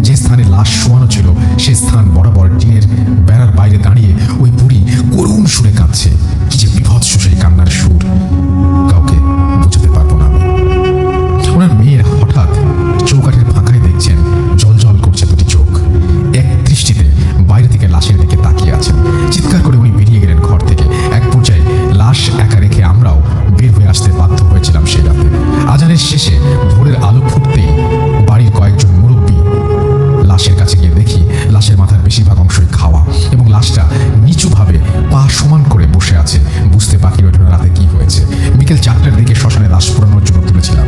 শেষ হতে রাত 10টা বেজেছিল। তখন আমি বুঝতে পারিনি আমাদের ভাগ্যে কি ভয়ঙ্কর পরিণতি অপেক্ষা করছে। তবে অনেক মুরব্বী সেদিন বলেছিল যে ভক্তবারের দোষ পেয়েছে, সবাইকে একটু সাবধানে থাকতে হবে। কিন্তু তাদের কথা আমি আমলেই নেইনি। যেখানে ওই শ্মশানটা ছিল ঠিক তার বিপরীতে 15-20 হাত দূরে আবার শোবার ঘর ছিল আমার। তখন গভীর রাত, মিটমিট করে হ্যারিকেন জ্বালিয়ে রাখা হয়েছে আমার রুমে। সবাই ঘুমে আচ্ছন্ন। হঠাৎ কোনো এক শব্দে আমার ঘুম ভেঙে যায়। ঘরের চৌকাঠের বাইরে দাঁড়িয়ে চোখ যেতেই আমি স্পষ্টত দেখি আমার রুমে সাদা একটা বিড়াল প্রবেশ করলো। পরক্ষণেই সেই বিড়াল গাব গাছে থাকা বিভৎস সেই বুড়ির রূপ নিল। ভয়ঙ্কর সে চেহারা, মুখে তাজা রক্ত মাখা, হাতে ছিল একটা আধ খাওয়া মানুষের মাথা। ওই মাথাটার কপালের ওপরের দিকে একটা বড় গোল টিউমারের মতো। এবার আমার আর বুঝতে বাকি রইল না এটা ভক্তের খাওয়া সেই মাথা। এবার এটা ধীরে ধীরে সে আমার খাটের সামনে এগোতে লাগলো। এক পর্যায়ে ওই মাথাটা আমার খাটের ওপরে হাত দিয়ে আমার বুকের ওপরে নিয়ে বসে। আমার মুখের সামনে মাথাটা এগিয়ে দিয়ে বলে, ওটাকে খেতে। ততক্ষণে আমি মৃত্যুর শেষ ভাগে পৌঁছে গিয়েছি। সেবার 3 দিন পরে আমার জ্ঞান ফেরে। এরপরে আমি শুধু ঝিমাতাম। ভর দুপুরে ওই গাব গাছের নিচে ছুটে যেতাম। আমাকে কেউ ধরে রাখতে পারতো না। শুধু বলতাম আমি মানুষের মাথা খাবো। এরপর আমি কোনো এক নাম করা গুরুদেবের চিকিৎসায় ভালো হই। পুরোপুরি সুস্থ হতে প্রায় 1 মাস লেগে যায়। এরপর আমি শুনতে পারি ওই দিন রাতে প্রচণ্ড ধস্তাধস্তি আওয়াজে ঠাকুমা ও আমার মা ছুটে আসেন আমার রুমে। এসে দেখেন আমার বিছানায় আমার শরীরের নিচে তাজা রক্ত লেগে আছে। কিন্তু ওনারা আমার শরীর মোছানোর পর অবাক হয়ে দেখেন কোথাও বিন্দু মাত্র কাটা ছেঁড়া নেই। তবে এই তাজা রক্তগুলো কোথা থেকে আসলো আজও এর উত্তর খুঁজে পাইনি। এত কিছু হওয়া সত্ত্বেও মানুষ পোড়ানোর নেশা আমার কাটেনি। এ এক ভয়ঙ্কর নেশা। আজও প্রশ্ন জাগে, তবে কি অলৌকিকতার কাছে আমরা মাঝে মধ্যেই বেপরোয়া এক লৌকিক জগতের মানুষ বলে বাধা পড়ে যায় এই লৌকিক মানুষ জগতের মানুষ বলে? এই প্রশ্নটা দিয়ে তিনি শেষ করেছেন। থ্যাংক ইউ ভেরি মাচ এই ঘটনাটা পাঠানোর জন্য। এবং আমি খুব খুশি হব যদি আপনি স্টুডিওতে এসেও আমাদের সময় দেন। এবং আমরা চলে যাব এখন আবারও ছোট্ট করে আমাদের যে আজকের যে আপনাদের যে সমস্ত লিখছেন আপনারা ফেসবুক এবং আর সব জায়গায় সেইখানে। তবে তার আগে আমাদের আরও একজন অতিথি আছেন, তার কাছ থেকে ছোট্ট করে শুনে আসবো তার দ্বিতীয় ঘটনাটি। এবং এই ঘটনার আগে আমি একটু জানিয়ে দিই, আমাদের যদি আপনারা ইমেল করতে চান, আমাদের ইমেল অ্যাড্রেস হচ্ছে futtafm@radiofurti.fm। আমাদের দুটো ফেসবুক পেজ রয়েছে, www.facebook.com/radiofurti and www.facebook.com/futtafm.rastel। আমরা টুইটারেও আছি, আমাদের সোজা খুব সোজা Russell_futtafm, এখানে গেলে আপনি পেয়ে যাবেন। তো যাই হোক, আমরা এখন যেটা করব সেটা হচ্ছে আচ্ছা আমি একটু আমাদের যে পেজটা আছে পেজ থেকে কয়েকটা কমেন্ট পড়ে ফেলি। রাশিদুল ইসলাম প্রিন্স আমাদের সঙ্গে আছেন, ইয়ামিন মামুন আমাদের সঙ্গে আছেন, কেমন আছেন ভাই জানতে চাচ্ছেন। মোহাম্মদ সোহেল রানা আমাদের সঙ্গে আছেন, এমনি আলমগীর হোসেন আছেন আমার সঙ্গে, আমার কমেন্ট পড়া হয়েছিল জানিয়েছেন। সজীব চৌধুরী রাজশাহী গোদাগাড়ি থেকে লিখেছেন। রুমান আকন প্রিন্স আমাদের সঙ্গে খুলনা থেকে আছেন। ফাহিম সৌরভ আমাদের সঙ্গে আছেন। আমাদের সঙ্গে আছেন রৌফ ইসলাম রাজশাহী থেকে। IH কাশফি আমাদের সঙ্গে আছেন। ইমন খান হৃদয় আমাদের সঙ্গে আছেন। অসাধারণ ইমেল সেটা তিনি জানিয়েছেন। জাকিরুল ইসলাম জাকির আমাদের সঙ্গে আছেন। আমি ইমেলটা অনেকদিন ধরে না পড়ে রেখে দিয়েছি কারণ ওনার আসার কথা এই জন্য। সালমান খান আকাশ আমাদের সঙ্গে আছেন। আমাদের সঙ্গে আছেন দেখতে পাচ্ছি শিকদার সাহেব আমাদের সঙ্গে, এছাড়াও আছেন MA9 নাসিম প্রেম আমাদের সঙ্গে আছেন। সুজন আহমেদ আমাদের সঙ্গে আছেন। আমাদের সঙ্গে আছেন দেখতে পাচ্ছি নয়ন আব্দুল ওয়ারিদ অর্ক আমাদের সঙ্গে আছেন। আমাদের সঙ্গে আছেন দেখতে পাচ্ছি এছাড়াও ইমন খান হৃদয় আমাদের সঙ্গে আছেন। দেখতে পাচ্ছি আহমেদ তানজিদ সুকন্থা কৃষ্ণা দাস আমাদের সঙ্গে আছেন, নাটোর থেকে শুনছেন তিনি, এবং 4 মাস পরে এখন থেকে ডেইলি শুনবেন সেটা জানিয়েছেন। আমাদের সঙ্গে আছেন সাইফুল ইসলাম, এছাড়াও আছেন মোহাম্মদ তন্ময় সহ আরও অনেকে। থ্যাংক ইউ ভেরি মাচ আমাদের সঙ্গে থাকার জন্য। এখন যেটা করবো সেটা হচ্ছে সরাসরি চলে যাবো আমাদের অতিথির কাছে তার দ্বিতীয় ঘটনা শোনার জন্য। আপনার আরও একবার নামটা বলবেন, আপনি কোথা থেকে এসেছেন, তারপর আপনার ঘটনায় যাবো। আমি রাসেল হাসান আসছি নবীনগর থেকে। আমি এখন যে ঘটনাটা বলবো সেটা আমার আব্বু এবং নানার সাথে ঘটে যাওয়া। আর যেটা আমার সাথে শেয়ার করছে, আমার আব্বুই বারবার এই ঘটনাটা শেয়ার করতো। তো আমার নানু ছিল একজন স্কুল টিচার। তো সবসময় স্কুল থাকার কারণে বেরোতে পারতো না, বা আমার নানু এবং আব্বু প্রচুর পরিমাণ মাছ মারার নেশা ছিল। তো একদিন সেদিন ছিল রবিবার, সকালে নানু আসছে আমাদের বাড়িতে, এসে আব্বুকে বলছে কি যে আজকে চলো দুজন মাছ মারতে যাই। তো আব্বু যথারীতি কাজকর্ম ফেলাই থুয়ে মানে মাছের খাদ্য নিয়ে কমতক্ষ নদীতে মাছ মারতে গেছিল। যাওয়ার সময় যে জায়গায় আব্বু এবং নানু মাছ মারতেছিল তার উল্টো দিকেই শ্মশান ছিল। তো শ্মশানের নানু ছিল শ্মশানের ওই পাশে আর আব্বু ছিল শ্মশানের এই পাশে, দুজনে দুই জায়গায় বসে ছিপ দিয়ে মাছ মারতেছে। তো সকাল মনে হয় 9টার দিকে যেয়ে বসছে, তো 10টার দিকে আব্বু একটা বড় রুই মাছ পাইছে, নানু একটা মাছও পায়নি। তো এইভাবে আব্বু 4-5টা মাছ পাওয়ার পরে ততক্ষণও নানু কোনো মাছ পায়নি। আচ্ছা। তো মাছ না পাওয়ার কারণে 12:30 বা 1টার দিকে এরকম হবে। তো নানু যখন প্রথম বসে উঠাইলো দেখলো যে একটা মানুষের পা উঠছে। তো এটা দেখে আব্বু একটু অবাক হলো। নানুর কোনো মানে চিন্তাই নেই যে একটা মানুষের পা উঠছে বা তার ভিতরে কোনো ভয় বা কোনো কিছুই নেই। আচ্ছা। তো আব্বু এটা দেখে নানুরে একটু মানে নানুরে বলতেছে যে জামাই চলেন বাড়ি চলে যায়, এখন আর মাছ মারতে হবে না, আর জায়গাটাও ভালো না, চলো বাড়ি চলে যায়। তো নানু আর আব্বুরে ধমক দিতেছে যে কি হবে এনে, প্রতিদিনই তো এসে মাছ মারি, আজকে আর কি হবে। তো এই বলতে আব্বু আর তখন মাছ মারতেছে না, বসে রয়েছে। আব্বু খালি নানুর যে এটা ওটাই দেখতেছে যে তাল ভাই না কি করে না করে। তার আধা ঘন্টা পরে বা এরকম 20-25 মিনিট পরে যখন আবার বসে মানে পাতাশি তোলা গেছে, তখন আবার নানু টান দিছে। তো দেখে একটা হাত, একটা মানুষের কাটা হাত মানে উঠছে, রক্ত পড়তেছে, মনে হচ্ছে যেন এক্ষুনি হাতটা কেটে বসে থেকেও খেতে দিছে। তো এটা দেখে আব্বু আরও মানে একটু অবাক হয়ে গেল যে আসলে খারাপ কিছু ঘটবে বা নানুরে যে কোনোভাবে বাড়ি নিয়ে যাইতে হবে। তো আব্বু যায় আবারও নানুরে ধমক দেয়, কিন্তু নানু উঠেই না। তো যেহেতু সে আব্বুর শ্বশুর, এই জন্য বেশি কিছু বলতেই পারে না। আর আব্বু বসে বসে দেখে ওটা কি হচ্ছে কি না হচ্ছে। তো এইভাবে মনে করেন অনেক সময় কেটে গেল, যে 3টার দিকে যে 3টা অথবা 4টে মানে আসলে কিছুক্ষণ আগে নানু যখন আবার বসে তুলছে, তখন দেখে শুধুমাত্র একটা মানুষের মাথা আর সারা মুখের ধারে মানুষটা খিলখিল করে হাসতেছে। তো এটা দেখে নানু তখন একটু অবাক হয় বা নানু একটু চিৎকার দিয়ে ওঠে। তখন আব্বু একটু সাইডে ছিল, সাইডে ছুটে যায়, দেখে যে এই অবস্থা, সিপে ওরকম মানুষের মাথাটা চুলের ভিতরে আটকানো রয়েছে। তো নানুরে আব্বু অনেক ধমক দিল, তারপরে সিপটা ভাঙিয়ে দেওয়ার পরে আব্বু জোর করে নানুরে বাসায় নিয়ে চলে আসলো। তো একটু ভয় পাওয়ার কারণে নানু বাসায় আসলো, যখন আসার পরে নানু প্রচুর পরিমাণ জ্বর। তো নানু তখন আমাদের বাসায় ছিল, আমাদের বাসা থেকে বিকালবেলা আবার মামার এসে নিয়ে যাওয়ার পরে সে জ্বর অবস্থায় বাড়িতে নিয়ে যায়। এভাবে অনেক দিন অসুস্থ ছিল, মানে 3-4 মাস মতো অসুস্থ থাকার পরে আস্তে আস্তে নানু মানে শুকায় মারাই গেছে। আচ্ছা, থ্যাংক ইউ সো মাচ আপনার ঘটনার জন্য, আপনাকে অনেক ধন্যবাদ। আমরা এখন চলে যাব রেডিও ফুক্তির যে পেজটা সেখানে, এবং সেখানে আমাদের যারা লিখছেন সেটাতে আমরা কিছু কমেন্ট পড়ে আসবো এখন। এবং আমাদের সঙ্গে এখানে দেখতে পাচ্ছি অনেকেই আছেন, তারা লিখছেন।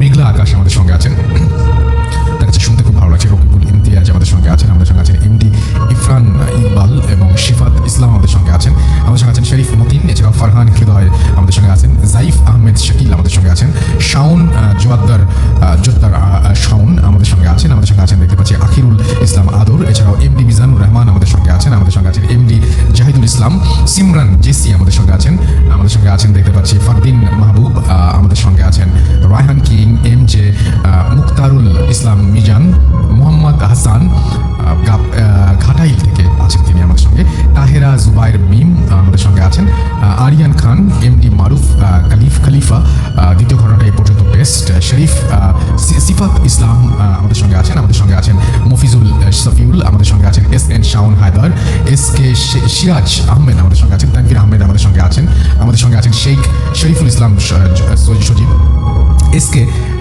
আছেন, নয়ন হুসাইন আমাদের সঙ্গে আছেন, নওরিন আখতার রিমা আমাদের সঙ্গে আছেন, এমডি মারুফা আমাদের সঙ্গে আছেন, SH রোহান কবির আমাদের সঙ্গে আছেন, RH রফিদ আমাদের সঙ্গে আছেন, ইসরাত জাহান আমাদের সঙ্গে আছেন, লাবিব ইসলাম আমাদের সঙ্গে আছেন পঞ্চগড় থেকে, আরিয়ান চৌধুরী আমাদের সঙ্গে আছেন, দেখতে পাচ্ছি। এছাড়াও অপূর্ব রানা আমাদের সঙ্গে আছেন, পরাজিত সৈনিক, MD সাইফুল ইসলাম আছেন আমাদের সঙ্গে, রায়ান সিম, মিরাজ খান আমাদের সঙ্গে আছেন, দেখতে পাচ্ছি। এছাড়াও ইসরাত জাহান, তুষার ইমরান আমাদের সঙ্গে আছেন, আরও অনেকেই আমাদের সঙ্গে আছেন আমরা দেখতে পাচ্ছি।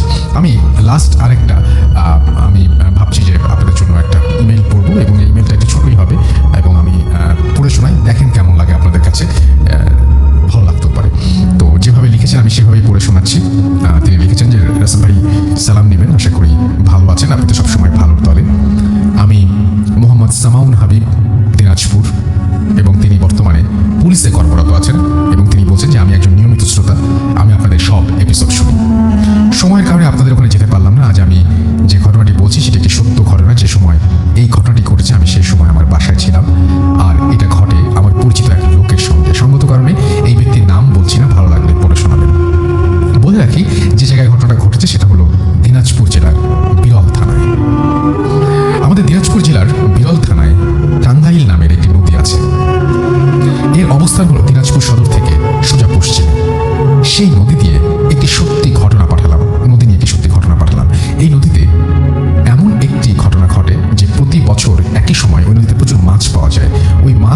কোথা থেকে তা কেউ বলতে পারে না। আর এই ঘটনা ঘটে বেশ কয়েক বছর ধরে। আর এই নদীর অবস্থান হলো ভারতবর্ষের একদম বর্ডারের কাছাকাছি। আবার সেই নদীতে আগে কোনো সেতু ছিল না, নতুন সেতু তৈরি করা হলো এবং ওই এলাকার জমি সেচ দেওয়ার জন্য হতো সেই পানি দিয়ে। আর তাই ওই সেতুর সাথে একটা গেট লাগানো হলো এবং জমি সেচ কাজের জন্য সেই সুইচ গেটের পানি ব্যবহার করা হতো। এবার ঘটনায় যাই, যেই সময়ে নদীতে মাছ পাওয়া যায় সেই সময় অনেক লোকজন সেই নদীতে মাছ ধরতে যায়, আবার কেউ দেখতে যায়, আবার কেউ মাছ কিনতেও যায়। যার সঙ্গে ঘটনা ঘটে সে গিয়েছিল সেখানে মাছ ধরতে। সে তার জাল দিয়ে অনেক মাছ ধরে। সে সেখানে মাছ ধরতে যায় সকালবেলা, আর তার মাছ ধরতে ধরতে দুপুর হয়ে যায়। আর যার সাথে ঘটনা ঘটে সে মোটামুটি ভালো মাছ ধরতে পারে। তো দুপুর 2টার দিকে তার মাছ ধরার জালটা অন্য আরেকজনের জালের সঙ্গে প্যাঁচ খায়। সে সেই জালের প্যাঁচটা খোলার জন্য পানির মধ্যে ডুব দেয়। সে তো পানির মধ্যে কিছুটা সমস্যা অনুভব করে এবং অনেকক্ষণ পানিতে আছে, তাই মনে হয় খারাপ লাগছে। সেই জন্য সে যেটা করে সেটা হচ্ছে জাল দুটোর প্যাচ খুলতে ছিল। সে কোনো কারণ ছাড়াই সেই দুটো জালের সঙ্গে নিজে নিজে কেমনভাবে যেন জড়িয়ে পড়ে। সে অনেক চেষ্টা করেও সেখান থেকে বেরিয়ে আসতে পারছিল না। তো এই সময় সে অনুভব করে যে জালের পানির নিচ থেকে তাকে কে যেন পা ধরে টানছে। সে অনেক চেষ্টা করছে পানির উপরে উঠে আসার জন্য, কিন্তু পারছে না। পানির ওপরে, পানির নিচে আবছা আলোতে সে দেখতে পায় যে ছোট একটা বাচ্চার মতো কিছু একটা তার পা ধরে টানছে এবং জালের সঙ্গে তাকে পেঁচিয়ে ফেলছে। আরও অবাক করা বিষয় হলো তার শরীরে কোনো শক্তি সে পাচ্ছিল না। তো অনেক কষ্টে পানির ওপরে উঠে সে চেঁচিয়ে বলে, আমাকে বাঁচাও। এবং বলতে বলতে পানির নিচে গিয়ে দেখে সবাই, পানির নিচে যেতে দেখে যে সবাই মনে করে যে তার সমস্যা হয়েছে। আর সঙ্গে সঙ্গে তার সঙ্গে যারা ছিল তাদেরকেও সে চেঁচিয়ে বলছিল যে আমাকে জাল পেঁচিয়ে দিচ্ছে। তাই তারা কোনো কথা না ভেবে সঙ্গে সঙ্গে পানিতে লাফিয়ে পড়ে এবং তার কাছে যায়। তারা 4-5 জন তাকে পানির ওপরে নিয়ে আসার চেষ্টা করে, কিন্তু পারে না। কেউ যেন তাকে পা ধরে নিচে থেকে টানতে থাকে এবং আরও কিছু লোক পানিতে নামতে বলে এবং সে একটা কাঁটার মতো কিছু একটা নিয়ে আসতে বলে। তাদের কেউ একজন, তাদের কাছে একটা চাকু ছিল এবং তারা জাল কেটে তাকে পানির ওপরে নিয়ে আসে। তারা যখন জাল কাটছিল তখন তারা 3টি জাল দেখতে পায়। তাকে জাল থেকে বের করার অবস্থা, মানে বের করতে করতে অবস্থা অনেক খারাপ হয়ে যায়। এবং একটা জিনিস সেটা হলো যে পানির উপরে ওঠানোর পরে তার মধ্যে আঙুলের ছাপ পাওয়া যায়। তার মানে পায়ের মধ্যে আঙুলের ছাপ পাওয়া যায়, মানে কেউ যে পা ধরে টানছিল সেটা বোঝা যায়। তার কিছু সময় পর তার অবস্থা একটু ভালো হয়। সে নিজে বলে যেই সময় 2টি জালের প্যাচটা খুলছিল হঠাৎ করে অন্য কোথা থেকে আরেকটি জাল এসে তাকে পেঁচিয়ে ধরে এবং সে বলছিল যে মনে হচ্ছিল তার আজকে শেষ দিন। তার চোখের সামনে সে মৃত্যুকে দেখতে পাচ্ছিল। তারপর তাকে হাসপাতালে নিয়ে যাওয়া হয়। সেখানকার লোকজন তাকে বলে যে এই ব্রিজটা তৈরি করার সময় এখানে কিছু লোক মারাও গিয়েছে। তারা নাকি অনেক লোক এই ধরনের সমস্যায় তারপর থেকে পড়ে। এবং এই ছিল ঘটনা। ভালো লাগলে পড়ে শোনাবেন। আমার কাছে এই জাল নিয়ে এরকম একটা ঘটনা খুব মজার লেগেছিল বলে আমি আপনাদেরকে শোনালাম। আশা করছি যে আপনাদেরও ভালো লেগেছে। তো যাই হোক, আমরা চলে যাবো আমাদের পরবর্তী ঘটনায়। এবং অফকোর্স সেই পরবর্তী ঘটনাটি একটা অডিও ক্লিপ। এটা ইমন নামে আমাদের একজন লিসেনার, তিনি মালদ্বীপ থেকে পাঠিয়েছেন। এবং আমি এখনো বুঝছি না যে আয়নার ঘটনাটা আমরা এখনো কেন পাচ্ছি না। এটা হতে পারে আয়নার ঘটনা।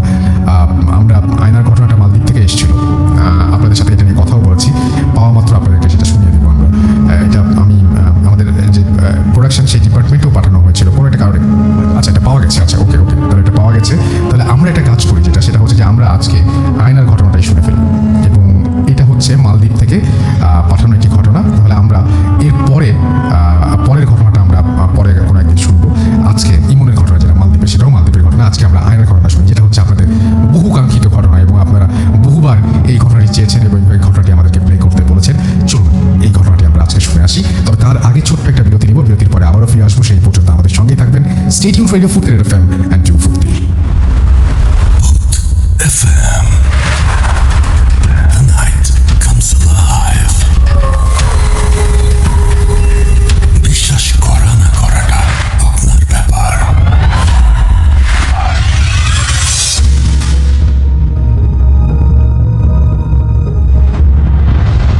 আসসালামু আলাইকুম রাসেল ভাই এবং সবাইকে সালাম জানাচ্ছি। আসসালামু আলাইকুম। আমি মলদ্বীপ থেকে বলছি। আমার নাম রনি এবং আমি আজকে যে ঘটনাটা শেয়ার করতে যাচ্ছি সেটা অ্যাকচুয়ালি আমার সাথে ঘটা এবং একজন সিকিউরিটির সাথে ঘটা। আমি মলদ্বীপসে একটা প্রাইভেট কোম্পানিতে জব করি, আইটিতে। তো আজকে বিগত অনেক বছরই থাকা হচ্ছে মলদ্বীপসে। তো আমার লাইফের থার্ড টাইম একটা ঘটনা ঘটছে যেটা আমি আজকে শেয়ার করতে যাচ্ছি। তো আমি মলদ্বীপসে যে কোম্পানিতে কাজ করি আইটির, সাধারণত আমার কোম্পানিটা বেসিক্যালি বেশিরভাগ সময়ই এখানকার যে রিসোর্টগুলো আছে সেই রিসোর্টের প্রজেক্টগুলো নেয় বড় হওয়াতে। তো নর্মালি আমরা যে নেটওয়ার্ক সাইটের যে কাজগুলো করি, সাধারণত দিনের বেলা অনেক গরম, প্রচণ্ড গরম হওয়াতে 32, 33 এরকম তাপমাত্রা হওয়াতে, যেমন বিশেষ করে রাতে বিকেল থেকে আমাদের কাজটা শুরু হয়, বিকেল থেকে দেখা গেছে রাত্র 2টা, 3টা, কখনো 4টা পর্যন্ত বেজে যায়। তো গত 10 দিন আগের ঘটনা এটা। আমি কাজ করতেছি, তো ওখানে আপনার আমি যে রিসোর্টে কাজ করতেছি সেই রিসোর্টটার নাম আমি বলছি না, কারণ ওটা খুব পরিচিত একটা বিষয়, সেটা অনেকেই চেনে বা জানে এই গ্রুপটা। তো মূলত যে ঘটনা সেটা হচ্ছে হলো, আমি রাত আনুমানিক 12:30 পৌনে 1টার দিকে ওখানকার যে প্লেসটা, ওটার নাম বলা হয় আপনার মহাল, ওরা ওটাকে মহাল নামে পরিচিত। তো ওখানে সব কিছু অ্যান্টিক জিনিস দেওয়া থাকে, অলমোস্ট আছে ওইখানে অনেক অ্যান্টিক জিনিস আছে, অনেক পুরাতন জিনিস আছে, যেগুলো সাধারণত মোটামুটি 200-300 বছর আগের জিনিসও আছে এখানে, ওরা কালেক্ট করছে এগুলো। তো ওখানে যে বিষয়টা সেটা হচ্ছিল একটা আয়না নিয়ে। আমি ওইখানে ওয়াইফাই লাগানো ছিল, সেটা আমি রিমুভ করে অন্য জায়গাতে লাগানোর জন্য রাতে গিয়েছি, আমার বস আমাকে ওখানে পাঠিয়েছে। তো যাওয়ার পরে নর্মালি আমি ওয়াইফাই যে এপিটা সেটা আমি রিমুভ করে অন্য জায়গায় ওটাকে আবার পুনরায় লাগালাম। তো লাগানোর পরে আমি সেটা হচ্ছে হলো ম্যাক্সিমাম গ্রাউন্ড থেকে ওপর পর্যন্ত ম্যাক্সিমাম লাইক দ্যাট 15 ফিট, 15 ফিটের মতো হবে। তো লাগানোর পরে আমি ওপর থেকে নিচের দিকে তাকালাম, আমার মনে হচ্ছিল যে সেখানে কেউ বসে আছে। তো বসে থাকার ক্ষেত্রে রাতের বেলা এত রাতে সিকিউরিটি ছাড়া কাউরে অ্যাকচুয়ালি অ্যালাউ না, শুধুমাত্র আমরাই পারমিশন নিয়েছি রাতে কাজ করার জন্য, বাট ওখানে কারোরই থাকার কথা না। যাই হোক, তো আমি উপর থেকে দেখলাম কি যেন বসে আছে। তো আমি অ্যাকচুয়ালি ওটা নিয়ে বিষয়টা মাথা ঘামালাম না, আমি তো সিকিউরিটি থাকতেই পারে, বাট আমি কনফিউজ ছিলাম যে অন্ধকারে আমি বুঝতেছিলাম না উপর থেকে যে আসলে কী ঘটনা, ওখানে কি বা কী আসলে সব। তো আমি উপর থেকে যে সাধারণত আমরা লেটার বলি, এখানে মই বলা হয় আমাদের বাংলাদেশে আঞ্চলিক ভাষায়। তো আমি ওটা দিয়ে নিচে নামলাম, নামার পরে আমি সামনে আগাতে থাকার পরে সেখানে যে আয়নাটার কথা আমি বললাম, সেই আয়নাটা ওখানে ছিল। তো আমার মনে হচ্ছিল যে কেউ একজন চেয়ারে বসে সেই আয়নাটা দেখতেছে। তো আয়নাটা দেখতেছে, তো আমি ভাবলাম যে পাগল নাকি, এত রাত্রে আয়না দেখতেছে, তাও অন্ধকারের মধ্যে বসে বোঝা যাচ্ছে না আসলে চেহারাটা বেসিক্যালি। এটা ভাইবা যে আমার যে ব্যাগটা ছিল, আমার যে আপনার সম্বলিত টুলস সামগ্রী ছিল, আমি সেই ব্যাগটার ভিতরে সব কিছু রাখার জন্য আমি শুধুমাত্র জাস্ট ডান দিকে একটু ঘুরছি। তো ঘোরার পরে ব্যাগটা হাতে নিয়ে কাঁধে নেওয়ার পরে আমি আবার বাম দিকে ঘুরলাম, ঘোরার পরে দেখি কিছু নাই, শুধু আয়নাটা ও চেয়ারটা টেবিলটা পড়া ওখানে। আমি তেমন একটা কনফিউজ হলাম আসলে ঘটনাটা কি। তো সর্বোপরি আমি সামনে যাওয়ার পরে যেটা আমার সাথে ঘটলো, আমি সামনে যাওয়ার পরে মনে হচ্ছে যে আয়নার ভিতর থেকে কেউ একজন আমাকে বলতেছে তুই এখানে কি করতেছিস। এটা শোনার পরে আমি খুব শক, আমি প্রচণ্ড পরিমাণে ভয় পেলাম। ভয় পাওয়ার পরে আমি ডানে বামে কোনো কিছু না ভেবেই আমি পিছন দিকে হাঁটা শুরু করলাম আয়নার দিকে তাকিয়ে। তো হাঁটতে হাঁটতে একটা পর্যায়ে আমি প্রচণ্ড সিরিয়াসলি, যখন আমাকে বলছে যে তুই এত রাতে এখানে কি করতেছিস, শুদ্ধ বাংলায় আমাকে বলছে তুই এত রাতে এখানে কি করতেছিস। তো আমি খুব একটা ভয় পাওয়ার পরে আমি যখন পিছনে হাঁটলাম, তো অ্যাকচুয়ালি বিচের সাইডে জিনিসটা পড়া, আমার কাছে প্রত্যেকটা ছবি আছে, আমি সম্পূর্ণ ফুটেজগুলো পরের দিন যখন আমি বিকেলবেলা ওখানে গেছি আমি সবগুলো ফুটেজ নিয়েছি, আমি প্রত্যেকটা দিকে আমি পাঠিয়ে দেবো রাসেল ভাই আপনাকে, আশা করি লিসেনান্তেও আপনি সবাইকে দেখাবেন, কোনো সমস্যা নেই। তো পরের দিন আমি ওখানে প্রচণ্ড ভয় পাওয়ার পর আমি চলে গেলাম খুব ক্লিয়ারলি, আমি সাইকেলটা এখানে ব্যাটারি বাইক সাইকেল আছে সেটা নিয়ে আমি খুব ফাস্টলি আমি অফিসে চলে গেলাম। চলে যাওয়ার পরে আমি আমার পিএমকে বললাম যে অ্যাকচুয়ালি এই ঘটনা আমি ভয় পেয়েছি। তো আমার মলদ্বীপের যে ভাষা সেই ভাষায় আমাকে বলতেছে নো প্রবলেম। তো আমি বললাম আচ্ছা ঠিক আছে, কোনো সমস্যা নেই, নো প্রবলেম, বাট আমি পারবো না, কারণ আজকে রাতে আমি কোথাও কাজ করতে যেতে পারবো না, সিরিয়াসলি আমার খুব ভয় লাগছে। তো পরের দিন সকালবেলা আমি এখানে গেলাম, সকালে না, আমি ওখানে 3:30 পৌনে 4টার সময় গেলাম। যাওয়ার পরে আমি ছবি তুললাম, সব কিছু বললাম। তো সেই সিকিউরিটিটা যে থাকে নাইট ডিউটিটা করে, উনি হচ্ছে নেপালের একজন লোক, সাধারণত এখানে অধিকাংশ সিকিউরিটি নেপাল। তো ওনাকে আমি জিজ্ঞেস করলাম আচ্ছা আপনি তো এখানে রাত্রে ডিউটি করেন, তো আপনি কি এই ধরনের কোনো প্রবলেম ফেস করছেন কখনো? তো সে আমাকে বলতেছে আপনি কীভাবে জানবেন? তো আমি বললাম যে আমি গতকাল রাতে এরকম কাজ করতে আসছি, তো আমি এরকম আমার সাথে হয়েছে। তো হয়তো উনি আমাকে বলতেছে যে অ্যাকচুয়ালি এটা খুব ন্যাচারাল একটা জিনিস, আমি প্রতি রাতেই একটা মুহূর্তে দেখি, ঠিক এক্স্যাক্টলি সেই 12টা 12:30 1টার মধ্যে আমি দেখি। তো আমি তাকে বললাম যে আপনি কখনো ভয় পান নাই বা আপনাকে কখনো কিছু বলেন নাই? না, প্রতি রাতেই এরকম ভয় মাঝে মধ্যে দেখা গেছে যে ওই সময়টা এখন আমার সম্পূর্ণ আমার আইডিয়া হয়ে গেছে, আজকে 3 মাস হয়েছে জায়গাটা কমপ্লিট হয়েছে, এটা এখানে আসছে 3 মাস হয়েছে, তো আমার এটা আইডিয়া হয়ে গেছে ঠিক এক্স্যাক্টলি ওই টাইপটুকুতে আমি বাইরে থাকি, আমি কখনো এর ভিতরে থাকি না। একদিন প্রচণ্ড ভয় পেয়েছি। তার সাথে হয়েছে হলো ওই আয়নাতে আপনার দূর থেকে একটা লাইট পড়ে বিদায়, মহলের যে লাইটগুলো আছে সেই লাইটগুলো রিফ্লেক্স করাতে সিকিউরিটি যেখানে বসে ওইখানে একটু প্রবলেম হয়, চোখে পড়ে লাইটটা। সেই জন্য সে একদিন গিয়েছে রাতের বেলা, সেখানে একটা নর্মালি যে ওয়াটার প্রুফ লেদারগুলো ইউজ করা হয় সেটা দিয়ে ঢাকার জন্য। তো পরে উনি থাকতে গেছে পরে উনি বলতেছে যে তুই আমাকে কেন থাকতেছিস, মানে ওনাকে বলছে ওনার দেশের ভাষা। মানে অদ্ভুত একটা বিষয়, আমাকে বলছে বাংলা ভাষায়, ওনাকে বলছে নেপালি ভাষা। তো সে প্রচণ্ড ভয় পায়। প্রচণ্ড ভয় পাওয়ার পরে আপনার যে সাধারণত ওয়ালেটগুলো ইউজ করে সিকিউরিটির সাথে সাথে উনি সবাইকে ডাকার পরে এই ঘটনা বলছে। পরবর্তীতে ওই দিন রাত্রে ওইখানে 2 জন মানে এক্সট্রা একজন সিকিউরিটি আসে। তো রাসেল ভাই ছিল আমার ঘটনা। যদি আপনার ভালো লাগে এই জন্য থেকে সকলে শোনাবেন। আশা করি রাসেল ভাই আপনি সবসময় ভালো থাকেন, ভালো বলি থাকবেন ইনশাল্লাহ। আমার লাইফে আমার রিলেটিভ সবার সাথে ঘটনাগুলো তো এরকম অনেক ঘটনাই ঘটছে, যেটা আমি ভবিষ্যতে সময় পাইলে অবশ্যই জানাবো সবাইকে, আপনাকে জানাবো রাসেল ভাই। FM. The night comes alive. বিশ্বাস করা না করাটা আপনার ব্যাপার। Welcome back. শুনছেন রেডিও ফুকের FM। ঘড়িতে সময় রাত 1:26। আমি রাসেল আছি সাথে এবং চলছে ঘটনা।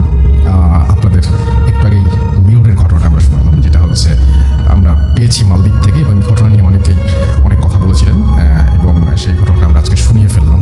আশা করছি আপনাদের ভালো লেগেছে। কেমন লেগেছে এইটা এখন জানানোর পালা আপনাদের, এবং আপনারা অবশ্যই আমাদেরকে সেটা জানাবেন আশা করি। এবং আমরা দেখতে পাচ্ছি যে অনেকেই লিখছেন এবং সবগুলো স্টোরি ভালো হয়েছে। লিখেছেন angry bird prince Shakil Chittagong থেকে শুনছেন আমাদেরকে শুনছেন। দেখতে পাচ্ছি এমডি রাজবীর ইশাক, এবং তিনি বলছেন যে মিররের ঘটনাটা ভালো ছিল। আমাদের সঙ্গে আছেন ফাইয়াজ হোসেন। আমরা এই যে মিরর নিয়ে আমরা বলি, মিরর কিন্তু অনেক মজার একটা ব্যাপার। মানে আমরা মাঝে মাঝে অনেক সময় আমাদের বাসায় এই ধরনের মানে মিরর নিয়ে আমরা অনেকগুলো ঘটনা মানে পাঠিয়েছি, তাই না? অনেকগুলো শুনিয়েছি আপনাদেরকে। এবং আমাদের বাসাতেও যে আয়নাটা আছে, অনেকে কিন্তু রাতের বেলায় আয়না দেখেন না, এবং আয়না দেখতে গিয়ে হঠাৎ করে আয়নায় যদি আপনি আপনাকে না দেখে অন্য কিছু দেখে ফেলেন, তাহলে সেটা কিন্তু বেশ ভয়ঙ্কর হয়, তাই না? এবং সেই ব্যাপারটা আমরা কেউ সেই অনাকাঙ্ক্ষিত পরিস্থিতির সম্মুখীন হতে চাইও না। আমরা সেই ধরনের কোনো কিছু এক্সপেক্ট করিও না। আবার অনেকে মজা পান, অনেকে মনে করেন যে দেখেই ফেলি না কী হয়। তো আয়না নিয়ে অনেকগুলো ঘটনা আমার মনে পড়ছে একটার পর একটা। সেই ঘটনাগুলো সেগুলো হয় মানে নাই বললাম, কারণ আপনারা সবাই জানেন অলরেডি। অনেকে বলেন যে আয়নার মধ্যে অনেকে আটকে ফেলার ঘটনা, সেরকম একটা ঘটনা আমরা প্রচার করেছিলাম, তাই না? তো আয়না বন্দি যেটা বলে আর কি। তো এই জিনিসগুলো এক এক জায়গায় এক এক নামে যদিও বলা হয়। তো আজকে এরকম একটা মিররের ঘটনা শুনলাম। এই মিরর নিয়ে কোনো ঘটনা আপনাদের থাকলে আপনারা বলতে পারেন, বা আপনারা কোনোদিন কোনো সময় এরকম এক্সপিরিয়েন্স করেছেন না। অনেকেই এরকম সময় আমরা বলেছি যে রাতের বেলায় বেসিন থেকে হয়তো রাতের বেলায় ওয়াশরুমে গেছেন, বেসিনে মুখটা ধুয়ে আয়নার দিকে তাকিয়ে দেখছেন যে তার চেহারা আয়নায় দেখা যাচ্ছে না। অনেকে দেখেন যে তার পেছনে হয়তো কেউ একজন দাঁড়িয়ে আছে, পেছনে তাকিয়ে দেখেন আসলে কেউই নেই। আবার যখন আয়নার দিকে তাকান তখন দেখেন যে সে আছে। তো আয়নায় এরকম অপার্থিব অনেক কিছুই হয়তো আমাদের চোখের সামনে ভেসে ওঠে, যেটা আমরা খালি চোখে দেখতে পাই না। আয়না এক রহস্যময় ব্যাপার। আয়নার ভেতরে মানে জগৎটাও যদি আমরা চিন্তা করি, সেটাও অনেক রহস্যময় না? যে আয়নার ওই পাশেই একটা জগৎ আমরা চিন্তা করি, যেটা মানে অবাস্তব আমাদের কাছে। তারপরে যদি মনে করি যে আয়নার ভেতরে কোনো একটা জগৎ আছে, যে জগতে আমাকে উল্টো একটা প্রতিচ্ছবি দেখা যায়। এটা একটা প্রতিচ্ছবি, কিন্তু আমি যদি বলি যে এরকম ঘটনা যদি কল্পনা করতে পারি, তাহলে দেখবেন যে খুব অদ্ভুত কিন্তু ব্যাপারটা। তো যাই হোক, আমরা বাড়িতে যেরকম আয়নায় এরকম অনেকের প্রতিচ্ছবি ভেসে উঠতে দেখি, ঠিক একইভাবে আমরা যখন বাসে করে বা গাড়িতে করে যাই, তখনও অনেকে কেউ রিয়ার ভিউ মিররে অনেক কিছু দেখে ফেলেন। তো এই আয়নায় এই ব্যাপারগুলো কেন দেখি, এই উত্তর তো আমাদের কাছে নাই। তবে আপনার যদি জানা থাকে, বা আপনার যদি এরকম জানা কোনো ঘটনা থাকে, তবে অবশ্যই আমাদের সাথে শেয়ার করবেন। সেটা আমরা জেনে উপকৃত হবো, এবং আমরা সেটা আরও সবাইকে জানানোর সুযোগ পাবো। এমনি তৌহিদ ইসলাম জুনিয়র আমাদের সঙ্গে আছেন ফরিদপুর বোয়ালমারি থেকে। সিনথিয়া আমজুম আমাদের সঙ্গে আছেন, লিখেছেন সাথে আছে শিকদার সাহেব আমাদের সঙ্গে আছেন। এক্সেলেন্ট স্টোরি ভাইয়া, thank you so much. Ashiq Mahmud Munir লিখেছেন খুব ভালো লাগলো এই অডিও ক্লিপটা, love you to the film. Rakibul Imtiaz আমাদের সঙ্গে বলেন যে আয়নার ঘটনাটা ভালো লেগেছে, অডিওর কোয়ালিটি খারাপ ছিল, তারপরেও সবার কাছে ভালো লেগেছে। থ্যাংক ইউ ভেরি মাচ আমাদেরকে এরকম একটা চমৎকার ঘটনা উপহার দেওয়ার জন্য, শুধু মালদ্বীপ থেকে। এবং আমাদের সাথে এমডি তৌহিদ ইসলাম আমাদের সঙ্গে আছেন। ইমন খান হৃদয়, আয়না ঘটনাটি সত্যি অসাধারণ ভয়ঙ্কর। আহমেদ তামজিদ আমাদের সঙ্গে আছেন দেখতে পাচ্ছি। এমডি মিহাদ জয়, এছাড়া আমাদের সঙ্গে আছেন দেখতে পাচ্ছি RS রুমান শাহ। নীল রং সেতু আমাদের সঙ্গে আছেন। আয়নার ঘটনাটা অসম তিনি লিখেছেন। আমাদের সঙ্গে আছেন ইমন, তিনি লিখেছেন কমেন্ট পড়া হয় না কেন। অনন্যা অনু আমাদের সঙ্গে আছেন কাজী সামিয়া আমাদের সঙ্গে আছেন দেখতে পাচ্ছি। IH Rony, nice story. দুষ্টু নাহিদ আমাদের সঙ্গে আছেন, এবং আমাদের সঙ্গে আছেন দেখতে পাচ্ছি এছাড়াও কাজী মাজহারুল ইসলাম আমাদের সঙ্গে আছেন দেখতে পাচ্ছি। RS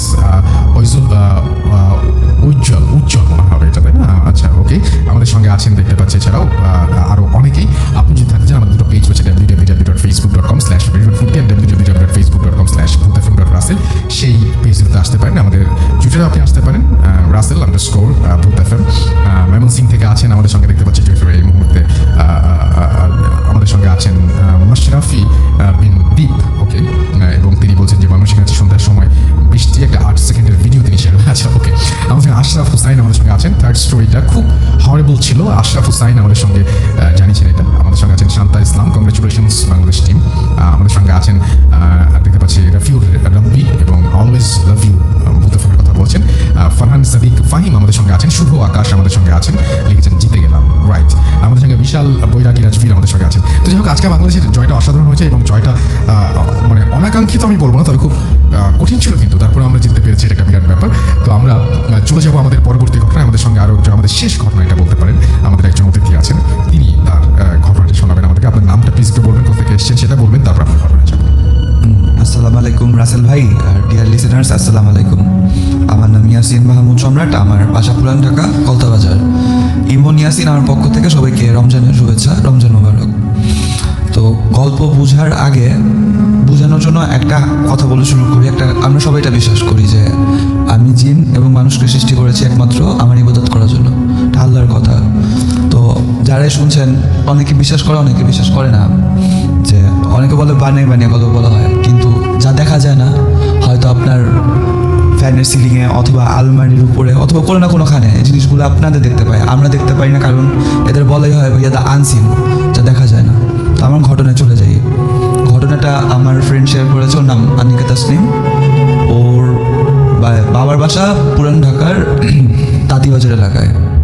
তো ঘটনা শুরু করছে। চলে যাই ঘটনায় যাবেন। আমার ফ্রেন্ড 2014-15 সাল, তখন বৃষ্টির মৌসুম, হালকা বৃষ্টি পড়ছিল, রাত 2টা-3টা বাজে। ও ফ্রেন্ডের সাথে ফোনে কথা বলতেছিল। অনেকক্ষণ কথা বলার পরে ফোন রেখে যখন ঘুমাতে যাই, আমরা কী করি, ঘরটার পরিষ্কার করি, খাট ঝাড়িয়ে ও ঘরটার পরিষ্কার করতেছিল, খাট ঝাড়তেছিল, জানালা খোলা ছিল, ওই বাতাস আসতেছিল বৃষ্টির। তো এর মাঝখানে হঠাৎ করে যখন ও জানালার দিকে চোখ দেয়, দেখে দূরে একটা বাসাতে কি জানি কাপড়ের মতো উঠতেছে। তো একটু কনফিউজ ছিল যেটা কি কাপড় নাকি অন্য কিছু। তো ভালো মতো দেখার জন্য ও তাকায়, দেখে এটা কাপড় না, কিন্তু ছায়ার মতো খুব কালো কালারের পাত কি জানি নড়তেছে। পরে ভালো মতো তাকিয়ে দেখে ওই 3 তলার কার্নিস, বাসার কার্নিস থেকে যে উইন্ডোর উপরে যেই সেটটা, ওইটার মধ্যে কি জানি একটা বসে আছে। তো আমি জিজ্ঞেস করলাম কি বসে আছে, দেখছো কীরকম দেখতে? বলে পুরো একটা ছায়া, চোখ দুইটা দূরে থেকে বসেছিল লাল, আর খুব খারাপভাবে ওর দিকে তাকে একটা ভেঞ্চি কাটছে। হঠাৎ করে যদি কেউ রাতের বেলা এরকম অন্ধকারের মধ্যে কিছু একটা দেখা যায়, বোঝা যায় না ওই জিনিসটা যদি ভেঁচকি কাটে কেমন লাগবে। যাই হোক, ও দেখে ভয় পেয়ে গেছে, ভয় পায় সাইডে চাইপা যায়। ও খাটে না যায়, জানলার এক পাশে চেপা যায়, মানে ওই জিনিসটা থেকে চোখ সরানোর জন্য যতটুকু করা দরকার করে। আচ্ছা, তারপর ভাইয়া এখন জানালা না ভুলে লাগায়নি, জানলাটা খোলা ছিল। এখন ভয় চিন্তা জানলা লাগিয়ে পর্দা টানা দিয়ে খাটে যা ঘুমাবে। আর চিন্তা করছে আমি কী দেখলাম, 2-3 মিনিটের জন্য একটু ব্ল্যাঙ্ক আউট হয়েছিল। তারপর আস্তে আস্তে জানলা সাহস সঞ্চয় করে জানলাটা লাগাতে যায়। যখন জানলাটা লাগাবে, জানলা একদিক দিয়ে লাগায়, ঠিক 1 সেকেন্ডের মধ্যে থাপ করে চোখ খুলে দেখে ওই জিনিসটা ওই দূরের থেকে 2-4-5 সেকেন্ডের মধ্যে ওর জানলার সামনে এসে পড়ছে। তখন ও জিনিসটা যখন প্রপারলি সামনে দেখে, একদম ফেস টু ফেস, বলে দোস্ত, চোখ দুইটা এত লাল ছিল, পুরো একটা কালো ছায়ার মতো দেখা ও আর সহ্য করতে পারেনি জিনিসটা, এতটা কুচিত ছিল, আর এমন রাগীভাবে ওর দিকে তাকায় ছিল, জানলা খোলা থাকলে মনে হয় মারি ফেলাইবো, এরকম একটা অবস্থা। তো ও জিনিসটা নিতে পারেনি, এমনি একটু মানসিকভাবে দুর্বল ছিল, সাথে সাথে সেন্সলেস হয়ে যায়। তারপরে আমি বলছি তারপরে কি মনে পড়ে, তারপর আমার কিছু মনে নাই। পরে ওর ফ্যামিলি থেকে ওরা বলছিল যে 3 দিন পরে ওর সেন্সটা আসে। তারপরে ও সেন্স আসার পরে খালি দেখতেছিল ডানে ভাবে মানুষ, কিন্তু ওর কথা বলতে পারতেছিল না, চাইতেছিল বাট ওর কথা আটকে গেছিল। তারপরে আবার ওর মাঝখানে 3-4 দিন কিছু মনে নেই। তো আবার যখন একটু সেন্স আসে, দেখে ওরা 3 রাস্তার মোড়ে ওই দুধ কি দিয়ে জানি যেটা ইউজুয়াল রিচুয়াল, ওইভাবে ওরা গোসল করানো হইতেছে, গাধোয়া হইতেছে। পরে যখন ও ফ্যামিলিরা জিজ্ঞেস করে ইন ডিটেলসে কী হয়েছিল আর ওর কিছু এক্সপিরিয়েন্স ছিল একসাথে বলিয়ে, তো ওর ফ্যামিলি থেকে বলে যে তোমার 3-4 দিন 5 দিন কোনো সেন্সই ছিল না, কথা বলতে পারে না, খালি খাইছো আর ঘুমাইছো। আর ওর মা ওরা বলে যে বাসা যখন হুজুর আসছিল, কারণ ওর অবস্থা নর্মাল ছিল না, একদমই না। তো হুজুর এসে যখন এক্সারসাইজম করে, ইন ডিটেলস ওরা বলেনি, যতটুকু বলছে যে যখন ঝাড়ার পরে জিনিসটা একটা টাইমে এসে যে রাজি হয় যে না ও ছেড়া যাবে, আর এটার এই হিসাবে দুটা খাসি পাঠা বলি দেওয়া হয়। কিন্তু হুজুর ওই মেয়ের মারে বলে, ফ্রেন্ড আনিকার মারে বলে যে আপনার মেয়েরে যেটা ধরছে এটা খুব খারাপ জিনিস ধরছে, আর আজকে যে ঝাইটা দিলাম এটা গেছে কিন্তু প্রপারলি যায় নাই। আজকে রাতটা আপনাদের জন্য সব থেকে কঠিন রাত, এই জিনিসটা আজকে রাতে আবার আসতে পারে। তো আপনারা যদি আপনার মেয়ের ভালো চান, আজকে মেনলি মারে বলে যে ওরা আজকে আপনার বুকে থেকে আর আলাদা করবেন না, যদি আলাদা করেন তাহলে ওরা আর আনা যাবো না, সম্ভবই না, কেউ পারবো না। তো ওরা ভয় পায়, আর পুরান ঢাকা মানুষ যেহেতু আমরা এগুলো স্টাফ একটু বিলিভ করি বেশি, তো 14 গোষ্ঠী খালা খালু যা আছে সবাই রে আনে ওই ফ্ল্যাটের মধ্যে। তো 8টা 7টা 8টা 9টা পর্যন্ত 9:30 পর্যন্ত সব নর্মাল ছিল। তো 10টা বাজে আমাদের বাসায় গেস্ট আসলে যেমন আমরা নক দিই, কলিং বেল না থাকলে অমনি গেটে নক দেয় 2টা 3টা। তো ওরা কেউ ঘর থেকে বাইরে না বুঝছে। তারপর সেকেন্ড নকটা আসে ওই যে জানলায় দেখছিল, ওই জানলায় খুব জেন্টলি নক 2টা 3টা টিক টিক। তারপরে যখন দেখে কেউ কোনো রেসপন্স করতেছে না, বাট বাসার ওদিকে সবাই যত রিলেটিভ গেস্ট ছিল সবাই দেখতেছে, সবাই একটু একটু ভয় হইতেছে। তারপর আবার গেটে মানে 5 আঙ্গুল দিয়ে জোরে জোরে ধাপ ধাপ ধাপ ধাপ বাড়ি মানে যেরকম গেট বাইরে যেতেছে, গেট কেউ খুলে না, কেউ রেসপন্সও করতেছে না, জানলা বাইরে হইতেছে। এইবার যখন দেখে কাজ হইতেছে না, এরকম আস্তে আস্তে অত্যাচারগুলো মানসিক অত্যাচারগুলো বাড়তে থাকে। মনে করেন দৌড়ায় কেউ যদি এসে গেটের মধ্যে লাথি মারে দিম দাম, তারপরে লোহার রড স্ট্যান্ডে যদি কেউ গেটের মধ্যে বাড়ি মারে, জানলায় বাড়ি মারে, কীরকম আওয়াজ হবে? 5 হাত দিয়ে যদি গেটে বাড়ি মারে জোর আওয়াজ হয়, 5 হাত দিয়ে যদি 5 আঙুলে আবার জানলায় কেউ বাড়ি মারে, এরকম 5-7 জন মনে হইতেছে জানলা বাইরে হইতেছে, গেট বাইরে হইতেছে। তারপরে কুকুর যদি রাতের বেলা আমাদের সামনে এসে চিল্লে আমাদের ভয় লাগে। আর এখানে 7-8টা কুকুর আওয়াজ শুনতেছে, কুকুর চিল্লাইতেছে, বিড়াল কান্না করতেছে। খুব অফার্ড একটা সিচুয়েশন, আমি হয়তো বইলা বুঝতে পারতেছি না, কারণ যে ফেস করে ওরা বুঝতে পারে, আর এটা সেটা কেউ স্পেসিফিক্যালি বলতে পারবে না। যাই হোক, এরকম চলতে থাকে 3টা পর্যন্ত। তারপর জিনিসটা আস্তে আস্তে কমতে যায়। কিন্তু তারপরে আমার ফ্রেন্ডের গোসল করে তারপরে এই জিনিসটা যায়, কিন্তু আমার ফ্রেন্ড এখনও প্রপারলি কিওরড হইতে পারেনি। কারণ এরপরে ওর বিয়ে হয়, বিয়ে শ্বশুর বাড়িতে যায়, যাওয়ার পরে ওই সমস্যাটার পিছিয়ে থেকে যায়। ওর হাজব্যান্ডের সাথে কিছু হয়নি, একদিন ছোটো কথা কাটাকাটিতে হাজব্যান্ড এমন একটা ধাক্কা মারে যেটা ওর পক্ষে সম্ভব না, ওর শরীরে শক্তি ধাক্কা মেরে বাসা থেকে চলে যায় নদীর উপর ক্যান্ডিগঞ্জে, যে জায়গায় ও ঠিক মতো চিনো না, ক্যান্ডিগঞ্জে। ওর এখানে একটা জায়গা আছে, স্পেসিফিক্যালি নামটা মনে পড়তেছে না ভাইয়া, ওইখানে সবাই ময়লা ফেলে, ওইটার সামনে যায় দেখে সব ওরা পায়। তারপরে ওর হাজব্যান্ড আত্মীয় স্বজনের রিকল করার পরে নিয়ে আসে। আর এখন ওর স্পেসিফিক কিছু কালার লাল হলুদ পরা নিষেধ, বাট ওভারঅল ও এখন একটু স্টেবল আছে। এই ছিল স্টোরি আসলে ভাইয়া। Thank you so much, thank you. আমরা আজকের মতো